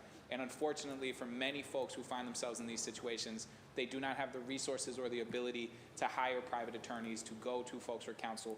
This is a wildly important thing for residents. It's something that the state is well behind on. I think this bill has been present for a while. They've certainly been advocating for this for a while, and I hope we see this done, because exiting this pandemic, we're heading into a time of real financial and fiscal uncertainty where folks need those kinds of resources, folks need those kinds of protections, and they deserve them. So thank you to Councilor Edwards for her leadership on sponsoring this. I'm happy to co-sponsor this, and I look forward to eventually seeing real change for these folks on a state and city level. Thank you. Thank you, Councilor Arroyo. The chair now recognizes the second co-sponsor, the District Council from Beacon Hill, Councilor Kenzie Bach. The floor is yours. Thank you so much, Mr. President, and thank you to Councilors Edwards and Arroyo for allowing me to join. I was proud to testify in favor of this bill at the State House last week, and I just really, I want to emphasize the point that, the service that Councilor Arroyo did as a public defender is so critical. My brother does that now. And yet we have this split system where we know someone's entitled to that on the criminal side, but on the civil side, they're not. And obviously the notion there is that something more significant is happening on the criminal side because you might lose your liberty, right? And not on the civil side. But I think we all just have to recognize that when someone is at risk of losing their housing because of a court action, that is as fundamental to their life as the possibility of imprisonment oftentimes, and it can really derail things in a really fundamental way. So I just think I really commend our Department of Neighborhood Development, and I'm glad that the council's been able to partner with the administration over the past sort of year and a half with COVID to get ourselves a kind of right to counsel style pilot in Boston, and to put resources there. But it's just fundamentally different if we could actually do it at the state level and make it a kind of a real stable commitment that we have to people's legal rights being upheld, and to just changing the game for tenants. So strongly in support of this, and I hope that the council will join in passing it today. Thank you. Thank you, Councilor Bach. Would anybody else wish to speak on docket 1080? Seeing none, would any councilors wish to add their name as a co-sponsor? Madam Clerk, please add Councilor Baker, Councilor Braden, Councilor Campbell, Councilor Saiby George, Councilor Flaherty, Councilor Flynn, Councilor Mejia. Please add the chair. Please add Councilor Wu. And you're asking for suspension of the rules, right, sponsors? Yes. So Councilors Edwards, Arroyo, and Bach are seeking suspension of the rules and adoption of docket 1080. All those in favor, please indicate by saying aye. Opposed, nay. The ayes have it. The docket has been adopted. Madam Clerk, would you now please read docket 1081? Certainly. Docket 1081, Councilor Flynn and Wu offer the following resolution in support of House Bill 3115, an act ensuring equitable representation in the Commonwealth. Thank you. The chair now recognizes the District Council from South Boston, Councilor Ed Flynn. The floor is yours. Thank you, Mr. President, and thank you to Councilor Wu for co-sponsoring this resolution with me and my colleagues on the City Council that have done a lot of work as well on this important issue. This is an issue that both of us and our colleagues have spoken on and supported in the past, and we want to send our support again at this time. We know that different communities have different needs, and that there are many different ethnic subgroups within a large racial group. Right now, state agencies are not required to collect disaggregated data on race and ethnicity, and demographic data often do not reflect the diversity within a racial group. For example, our AAPI residents oftentimes don't have the option to fill out which ethnicity they are, whether they are Chinese, Vietnamese, Indian, or other ethnic subgroups. And that data gets lumped together under one racial group, despite the diversity within the AAPI community. H3115, sponsored by Representative Taki Chan of Quincy, would require state agencies to collect and publicize data for major ethnic groups within the Asian Pacific Islander, Black or African American, Latino, or white communities, groups. However, this bill also clarifies that individuals are not required to fill out this information and mandates that people cannot be denied services for not choosing to participate. Any personal information is kept confidential and protected by state and federal privacy laws. Data that specifies ethnic subgroups would allow us to better understand the different needs between ethnic groups. And without that data, the needs of the most undeserved groups are often rendered invisible. With the rise of hate crimes against the AAPI community throughout the state, but also throughout the country, it is critical that we change policies and support the AAPI community, communities of color, and immigrants. And as many of you know, I'm proud to represent a large AAPI community. This bill would be a meaningful step in creating better visibility, insight, and understanding into the lived experiences of our diverse communities, which will allow government agencies and health and social service providers to better serve their population. I hope that we can pass this resolution today so that we can send our support for this bill to the State House and ensure that our communities are represented fairly and equitably. Thank you, Mr. President. Thank you, Councillor Flynn. The chair now recognizes the at-large council from Rosendale and co-sponsor, Councillor Michelle Wu. The floor is yours. Thank you. Thank you to Councillor Flynn, as always, for your leadership on this and for the state representative for moving this forward again. This has been now refiled and truly represents the needs and urgency of community organizations and advocates who have been pushing for the disparities within AAPI sub-communities to be fully transparent and revealed so that everyone's not just hidden underneath an average and invisible. So look forward to continuing to support this and pushing for this at the State House again. I know it has faced some challenges that are wrapped up in politics, but this is not about politics. This is about collecting the data as the city already does, as other entities already do, that allow us to fully understand and therefore direct resources to our communities in the way that are needed. Thank you. Thank you, Councillor Wu. Would anybody else wish to speak on docket 1081? Would any councillors wish to add their name as a co-sponsor? Madam Clerk, please add Councillors Arroyo, Councillor Baker, Councillor Bach, Councillor Braden, Councillor Campbell, Councillor Edwards, Councillor Saiby-George, Councillor Flaherty, Councillor Mejia. Please add the chair as well. And Councillors Flynn and Wu seek suspension of the rules and adoption of docket 1081. All those in favor, please indicate by saying aye. Opposed, nay. The ayes have it. The docket is hereby adopted. Madam Clerk, would you now please read docket 1082?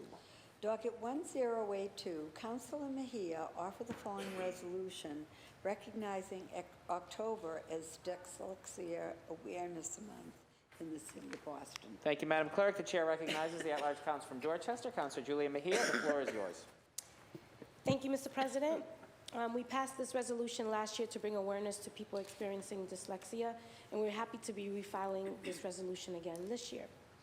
Dyslexia is a learning disorder that involves difficulty reading due to problems identifying speech, sounds, and learning how they relate to letters and words, in parentheses, decoding. Also called reading disability, dyslexia affects areas of the brain that process language. It is very common, affecting 20% of the population and representing 80 to 90% of all of those with learning disabilities. But that doesn't mean that all of these people won't go on to be successful. In fact, many famous people have some form of dyslexia, including Whoopi Goldberg, Jennifer Aniston, Albert Einstein, Muhammad Ali, and Danny Glover. This is a month for us to not only celebrate the accomplishments of people who live with dyslexia, but to reaffirm our commitment to creating spaces and opportunities for all of the different learning backgrounds and styles. And I'm incredibly grateful to a parent, Fabian Ickley, who is always out in the forefront championing this issue. And for that reason, I move that we suspend and pass the rules and pass this resolution. Thank you. Thank you, Councillor Mejia. Would anyone else wish to speak on docket 1082? Seeing no takers, would any councillors wish to add their name as co-sponsor? Madam Clerk, please add Councillor Arroyo, Councillor Baker, Councillor Bach, Councillor Braden, Councillor Campbell, Councillor Edwards, Councillor Saiby-George, Councillor Flaherty, Councillor Flynn. Please add the chair, as well as Councillor Michelle Wu. Councillor Julian Mejia seeks suspension of the rules and adoption now of docket 1082. All those in favor, please indicate by saying aye. Aye. Opposed, vote nay. The ayes have it. The docket is hereby adopted. Moving right along to personnel orders. Madam Clerk, would you please read docket 1083? Docket 1083, Councilor O'Malley for Councilor Salvatore. Chair seeks suspension of the rules and passage of docket 1083. All those in favor, please indicate by saying aye. Aye. Opposed, nay. The ayes have it. Madam Clerk, docket 1084. Docket 1084, Councilor O'Malley for Councilor Salvatore. Chair seeks suspension of the rules and passage of docket 1084. All those in favor, please indicate by saying aye. Aye. Opposed, nay. The ayes have it. The docket has passed. Docket 1085, Councilor O'Malley for Councilor Mejia. Chair seeks suspension of the rules and passage of docket 1085. All those in favor, please indicate by saying aye. Aye. Opposed, nay. The ayes have it. The docket has passed. I'm now moving on to late files. I'm informed by the clerk that there are 3 late file matters, 2 of which are personnel orders, and 1 is an ordinance. All those in favor of adding these 3 late file matters to the agenda, please indicate by saying aye. Opposed, nay. The ayes have it. Thank you. The late file matters have been added to the agenda. Madam Clerk, would you please read the first late file personnel order into the record? Thank you. In City Council, October 20th, 2021, Councilor O'Malley for Councilor Wu. Chair seeks suspension of the rules and passage of the first late file personnel order. All those in favor, please indicate by saying aye. Aye. Opposed, nay.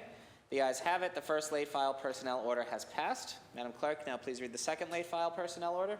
In City Council, October 20th, 2021, Councilor O'Malley for Councilor Wu. Chair seeks suspension of the rules and passage of the second late file personnel order. All those in favor, please indicate by saying aye.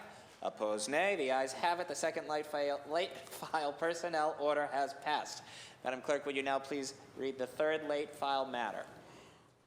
Into the record, would you read the first and last, Madam Clerk? Thank you. Offered by Councilor Frank Baker in City Council, an ordinance regarding access to public spaces. Whereas certain conduct on various city-controlled properties is a threat to public safety and health and interferes with the public's ability to use city-owned and city-controlled property, facilities, and rights-of-way for its intended purpose. And I don't know exactly, I think I'll just read the other whereas. I trust your judgment, Madam Clerk. Thank you.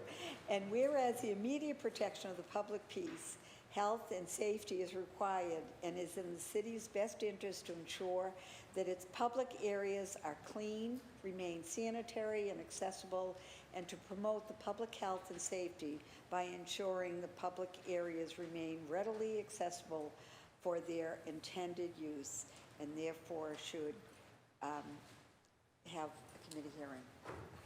Thank you very much, Madam Clerk. The chair recognizes the district counsel from Dorchester, Councilor Frank Baker. The floor is yours. Thank you, Mr. President. We were actually working on this before the announcement that happened yesterday. Some might say a day late and a dollar short for the acting mayor on that one there. But this is filed regarding public spaces because of what's happening down in Mass and Cass. We all know what's going on there. There's roughly 200 tents lining the streets in Atkinson, Topeka Street, and Southampton Street.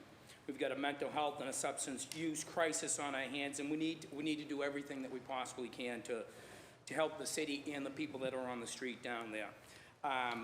We need to provide immediate protection of the public spaces, the health and safety of those who live, work, and run businesses down there, and also for the people that are on the street down there. We have to make sure that they're handled humanely, correctly, with passion.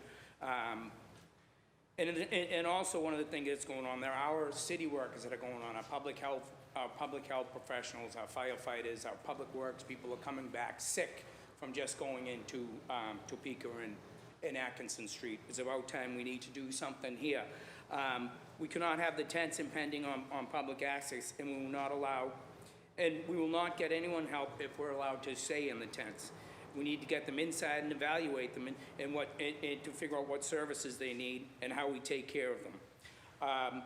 One of the main reasons for filing this here is the command is a coordinated response center where we have the outreach team headed by Peter Messina, who's the superintendent over there, literally in the same room with public health, public works, transportation, fire, mental health care professionals. So it's not when we have a situation that needs to be responded to, a co-response, we're not pulling a ticket like in a deli and say, okay, you go with this person that you've never met before. We're talking about, and this would be in my world, what's going to happen, what's happening, planned in what the rollout was yesterday, I don't know. But in my world, I want people in the same room to be able to respond so they know who they are, it's part of a team.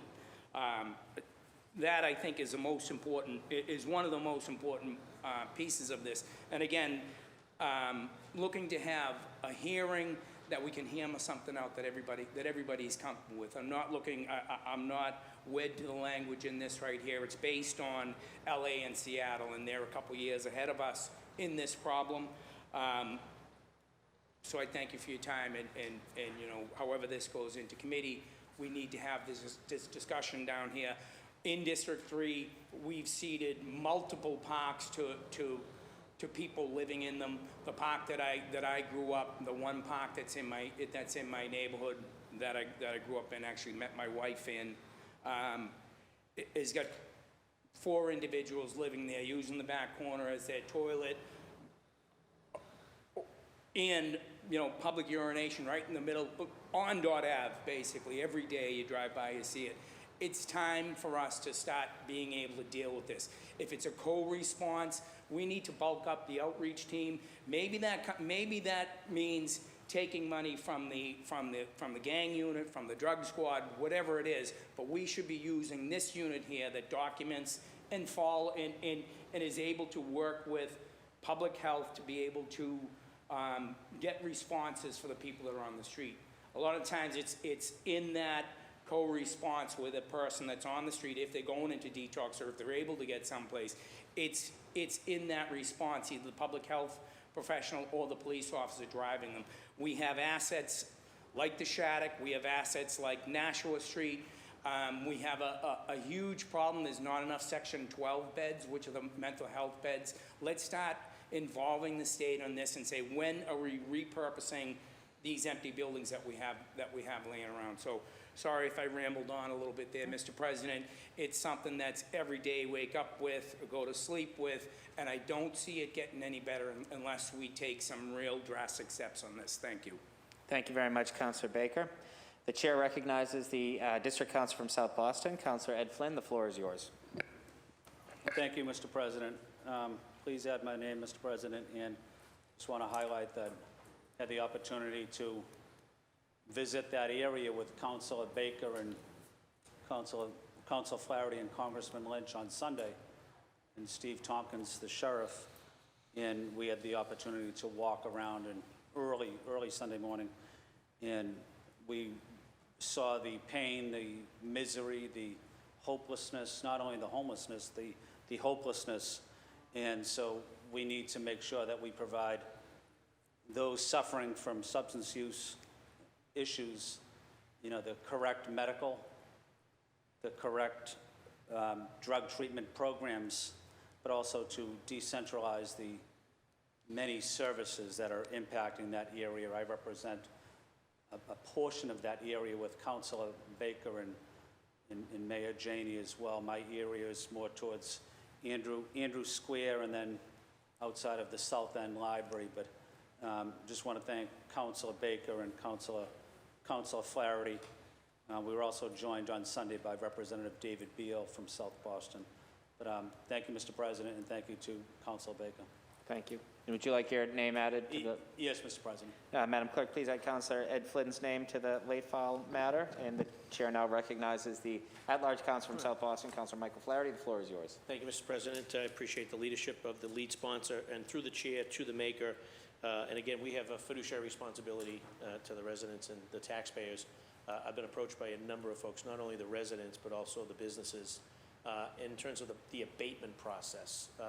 So not one to be sort of giving away money out of the city coffers, but frankly, it's so bad over there, and it's been so bad over there, whether it's homeowners having to deal with the discarded needles, the trash, public urination, dealing with human waste, having their cars broken into, people passed out on their steps or in their backyard. That's just the residential piece. Shift over now to the businesses, not being able to get their deliveries delivered, incurring a significant cost of security.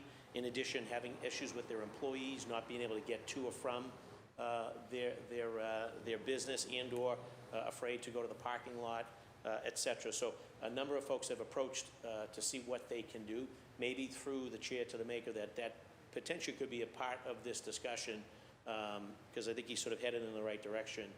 But there's a second piece of this, is to, these people haven't been able to recover those costs over the last several years. This has gone on too long. And so in fairness, this is a matter of basic fairness.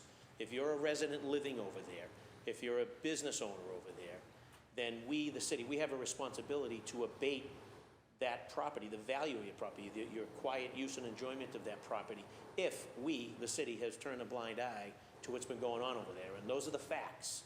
So I just want to deal with facts. And the facts are is that the homeowners over there and the businesses over there, they deserved better from the city. And because we, the city, we dropped the ball on them, I would make a strong argument that they are entitled to some form of abatement for their property. And I think that needs to be part of this discussion as well. And again, this is just to be as a matter of basic fairness. And please add my name and urge my colleagues to join in as well, because enough is enough over there. Enough is enough. Thank you. We have more discussion on this, but Madam Clerk, please add Councilor Michael Flaherty's name and to the maker. You heard Councilor Flaherty is looking for a discussion of tax abatement. Is that something you're open to? Absolutely. This is again, lawyers, let's get all the lawyers in the room here now and figure out what the best for the city is going to be over there. If I were a business owner over there, if I were a Doris on the corner of Atkinson and Southampton, I'd be suing the city right now is what I'd be doing. And there's multiple businesses over there. There's one business it spans Atkinson to Topeka. They're trying to put a rental equipment place in there. They haven't even been able to, since April, been able to get into their yard to do the work that's necessary to be able to put the new tenant in there. So that's the sort of stuff that's happening over there. I mean, you saw it the other day. I think we need to really use this as a jumping off point. I'm not looking to rush into this, but there are certain things like the command center, the coordinated response center definitely needs to be in there. We have to be able to figure out where we can bring people. So that's state coming in, maybe Tompkins coming in. We have to be open to it and start really talking about it. Sounds like that's a yes to your question. Open to that. Thank you. And through Just the briefly, chair, yes. just want to thank the previous speaker for his leadership on this issue. Well said. Thank you very much, Council Flaherty. Thank you, Council Baker. Chair now recognizes the at-large council from Dorchester, Council Julia Mejia. The floor is yours. Thank you, Mr. President, and thank you to my colleague, Councilor Baker, for his leadership in this space. I went on a tour yesterday, actually, with Sue Sullivan from Newmarket, and I am all here for this conversation and would love to work in deep partnership with you along this journey as the chair of small business and workforce development. We talked about the mental health and trauma that a lot of the employees are facing to and from, and how some of them are having to Uber and afraid to walk through that space. So I think that there's a lot of work that needs to be done. And we also explored the idea of hosting a hearing to talk about the financial loss. There are some folks right now who are having to spend money out of their pockets to put fences up. The pizza shop that is in that area has come out of their own pocket to repair the windows because they don't want to submit a claim during the insurance because that's going to impact them. So there's a lot of financial loss that is happening to these businesses, and I think that we as a city have a responsibility and also an opportunity to really own some of that work. And what that looks like, I'm really looking forward to partnering alongside Councilor Baker to ensure that those folks recuperate from the devastating loss. And then the other thing that I want to say, just in terms of just the trauma, and the tents and everything that you see there, it breaks my heart, right? We have to also be really super mindful of our loved ones, and how we tackle this issue in ways that does not further stigmatize those who are dealing with addiction issues, right? And so I think that it's really important to strike that balance. And I'm incredibly encouraged and look forward to Councilor Baker being a strong voice, because you know I got a big mouth, and letting me know how I can be incredibly helpful to you on this issue from the inside or outside. I'm here for all of it, and really looking forward to figuring out how we can partner on this together. Thank you. Please add my name. Thank you.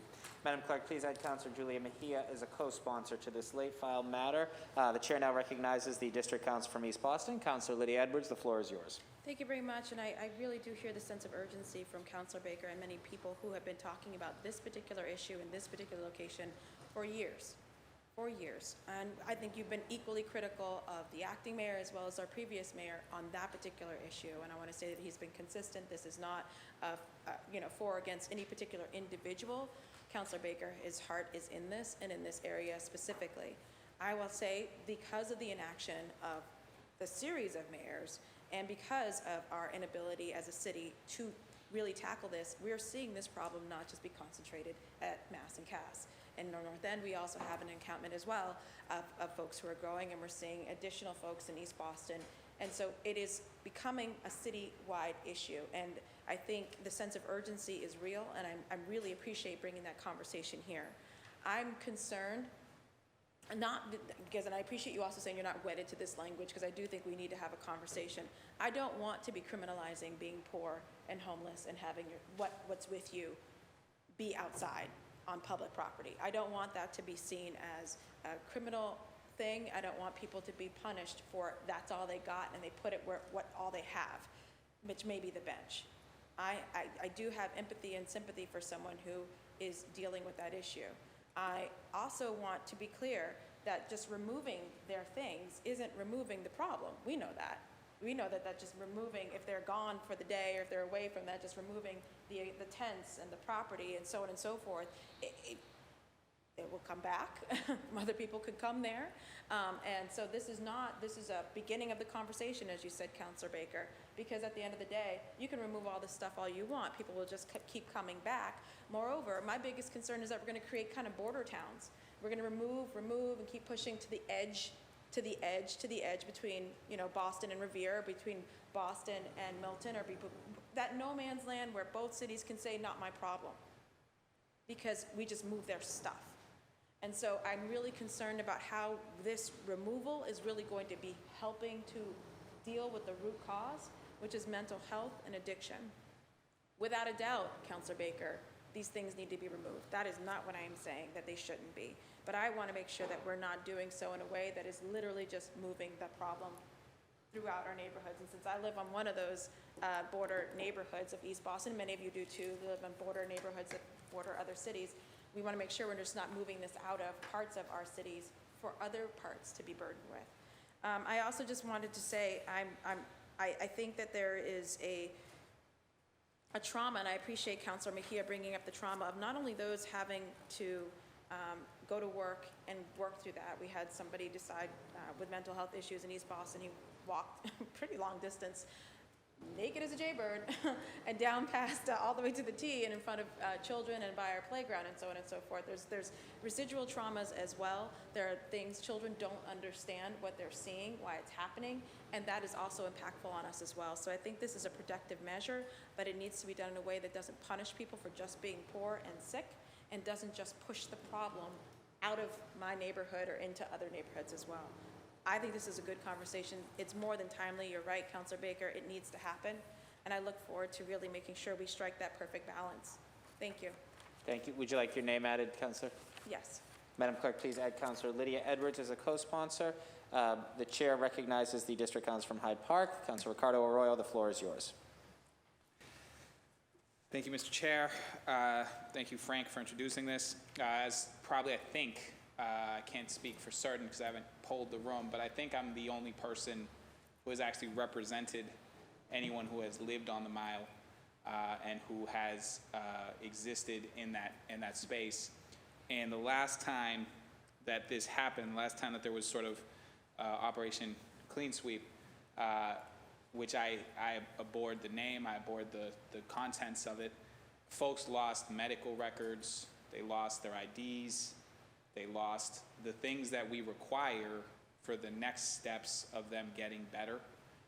those entrances into treatment centers, those rehabilitations, to get them into housing. They need their documents. They need all of these different things that are, in fact, their personal property and generally are kept on in these kinds of premises. And so if we're going to have a conversation about dismantling tents or throwing away personal belongings or whatever the next steps are, I think we have to be very clear what the guidelines are about protecting people's identifications, protecting people's medications, because people lost their medications, people lost their IDs, people lost the ability to actually go into a homeless shelter or a rehab center because they couldn't get the documentation. And with folks struggling with addiction, with my clients specifically, and about 60-some% of the folks I saw, I had about 500 cases in the years that I was there. About 60 to 65% of them were folks dealing with substance abuse. Paperwork is not a friend. Registering or trying to get their licenses back or get the paperwork that they need to get through these processes caused serious gaps in time. That was time that they could not receive those services. It was incredibly destabilizing, and it doesn't get to the root cause of this. And I certainly don't want to see us as a city or as a body get to the place where we're criminalizing poverty or criminalizing homelessness. And I recognize that there is a push and pull between having a community where you can't access your park, you can't play in your park, you can't do those things, with folks who are down and out and are relying on a tent in that park to survive. And I think there's an empathy and a push and pull there that has to happen. And so if we're going to have this conversation, I hope we have a conversation about how this would actually be implemented, what kinds of protections we're putting for people's personal property, what the rules are on this moving forward. And I would also just say we've seen sort of unintended consequences. For instance, when we got rid of, my South Lead counselors will remember this, when they removed the ability to just own a space permanently, people started putting like refrigerators in the spaces so that the dumpsters would take things that they otherwise could not get rid of. So you're dropping paint cans, you're dropping toilets, things that otherwise you would have to figure out how to take care of yourself, and you're causing the city to pick those things up because it's an easy, quick way to get rid of something without having to pay any consequences for it. And so if we're talking about clearing personal property and things like that, I think we do have to add language to do something to make sure that folks aren't just saying, well, here's my toilet, it's on the sidewalk, you take care of it now. I think we have to figure that out too if this is where we're going to head on something like this. So thank you, Mr. Chair. Thank you for your advocacy on this. Frank, I know it's near and dear and personal to you. And thank you to the other counselors who also have been trying to address this in a number of different ways. I know it's a push and pull. So thank you. Did you want to add your name, Councilor Royal? No. Okay, thank you. Chair now recognizes the District Council from Dorchester, Councilor Frank Baker. The floor is yours. Thank you, Mr. Chair. There is a provision in this ordinance here that talks about what we do with personal property that comes in. We would be responsible to store that, how long that looks like, but also to talk to your points here. In my world, when someone comes into the system, whatever it is, and you had talked about paperwork's not my friend either, but so if we set up low bar, if we're able to set up low bar for places to go in and clean up all their mess that they have in court, all your warrants or whatever it is. But there has to be some sort of accountability here. There's no boundaries and there's no accountability for anybody. So if we're offering people, come on in, clear all your stuff up, we're gonna give you 4 months someplace that's safe and clean, a repurposed bed someplace, wherever that bed is. I like Nashua Street, I like Shattuck, but 4 months, real time. So in those 4 months, because if anybody's ever had experience with people on heroin, was always heroin, now it's fentanyl, it's not the person you grew up with. It's not that friend that you had. It's a different person. This, in my opinion, is the devil incarnate on the street down there. You want to look at possession, go down there and walk around. People are possessed down there. We need to give them at least 4 months, and then within that 4 months, in month 2.5, we're talking about where your next step is. When you leave here, where are you going? Where are you from? Do you want to reconnect with your family? Do you want to try and get a job? Do you want to, maybe we're able to do ferries out to Long Island when we're dealing with a more stable population. But this treadmill that we're on here now of, if they're lucky, three weeks into a detox, and then you're right back on the street at Mass and Cass. There is nobody that is going to get what they need by going into a short detox and then right back to Mass and Cass. So I do this with good intentions here. I'm not looking to hurt people. I'm looking to save my city from not, Kids in 13-7, my home precinct, should be able to go to the Ryan playground without smelling shit and piss and everything else. That's just one park. You want to talk Clifford Park, you want to talk Sparrow Park, you want to talk all the parks. We're giving them over. We're not doing our kids a service. We're not doing the people that are on the street a service. We're not doing what we should be doing as a city. I'm happy the moves that happened yesterday from across the hall, but I think we need to be more serious about it. And hopefully the state's coming in here now. I think the message is pretty clear that we need help, and also beds going to someplace else, whether it's Nashua Street, whether it's the Shattuck, that helps us to decentralize down in Mass and Cass. Everybody throws out decentralize. I haven't heard one person say anything about this is how we decentralize. So just some thoughts. Thank you. Thank you. Thank you, Councilor Baker. Would anyone else wish to speak on this late file matter? Seeing none, would any councilors wish to add their name as a co-sponsor? Madam Clerk, please add Councilor Saiby George. Please add the chair. And the third late file matter will be referred to the Committee on Government Operations. Moving right along to the green sheets, would any councilors wish to remove a matter from the green sheets? They may do so at this time. Seeing no takers, we'll move on to the consent agenda. I've been informed by the clerk that there are 0 additions to the consent agenda. The chair moves for adoption of the consent agenda as presented. All those in favor, please indicate by saying aye. Aye. Thank you. Opposed, say nay. The ayes have it. The consent agenda has been adopted barely. Announcements. Do any councilors wish to offer any announcements? The chair recognizes the district council from East Boston. Councilor Edwards, the floor is yours. I just want to say the name of Fernando da Silva. He is the man who died in East Boston on the construction accident. And we had a gathering in acknowledging his loss. I know the matter is still under investigation for OSHA, so this is not a matter of who's to blame. We just need to acknowledge we lost a man who went to work, pay for his bills, to provide for his family, and he didn't come home that day. So, Fernando da Silva, you're not forgotten. Thank you. Thank you, Councilor Edwards. Anyone else wishing to speak? Any announcements? The chair recognizes the district council from Beacon Hill. Councilor Bach, the floor is yours. Thank you. This worked 2 weeks ago. I put my hat on in the council, and 2 weeks later, we're still in the playoffs, so I'm doing it again. The Red Sox will hopefully win tonight, and then again, and win the ALCS. So just wanted to put that plug in for anyone listening out there. So thank you. Thank you very much. The chair now recognizes the district councilor from South Boston, Councilor Flynn. The floor is yours. Thank you, Mr. President. Mr. President, I just want to highlight the incredible career of General Colin Powell that passed away, U.S. Army veteran, chairman of the Joint Chiefs of Staff, born and raised in New York City to Jamaican parents. So strong immigrant roots, but represented our country well, represented New York City well, but always there for everybody in the veterans and military community. And he's a real hero, real role model for so many, especially for African American and communities of color. We're proud of him. He recently passed away of COVID, but his example of honesty and integrity will be something that will stay with us for many years. So I just wanted to recognize his passing, but also to highlight the incredible contributions he made to our country and to our immigrant families as well. Thank you, Mr. President. Thank you, Councilor Flynn. Appreciate those words. The chair now recognizes the district council from Alston-Brighton, Councilor Liz Braden. The floor is yours. Thank you, Mr. President. I wanted to just recognize the St. Columkills Parish community in Alston-Brighton. They're celebrating 150 years of their faith community there. And as an incoming resident into the community and through conversations with my partner and her mom, who grew up in Brighton Centre, this community for 150 years has done incredible work to support immigrants coming in.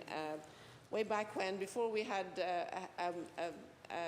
a social safety net. They employed nurses to take care of their congregation. They had a thrift store. Mary's grandmother said that they never sent anything out. They washed and cleaned and mended everything so that everyone was given clothing. They'd be proud to wear it. There was no shame in accepting their support. So it's an incredible faith community. It's still going strong 150 years later, and I just wanted to recognize that contribution to the community over there. And also Cynthia Wilcock, who's the director of our Veronica Smith Senior Centre, is moving on to a new employment with the Boston Water and Sewer Commission, and after 13 years of service to our elders in Brighton and Alston, I just wanted to wish her well and all the best in her new career. Thank you. Thank you very much, Councillor Braden. Seeing no further announcements, we are going to move on to memorials. Today, we will adjourn our meeting in memory of the following individuals. If you could please rise, please join me. For Councillor Liz Braden, John Matthew DiGiovanni, Councillor Lydia Edwards, Tony DeMarco, James Calley, and Fernando Rafael Augusto de Silva. For Councillor Flynn, on behalf of all the council, General Colin Powell, as well as Kevin Ronan. For Councillors Flynn and Flaherty, Leo Fitzsimmons III. For Councillors Flynn, Baker, and Flaherty, Francis Levin. And for the Chair, Merle Ann Doherty. For the Chair, on behalf of all councillors, Mark F. Collimon, the father of our friend James Reginald Collimon. A moment of silence, please.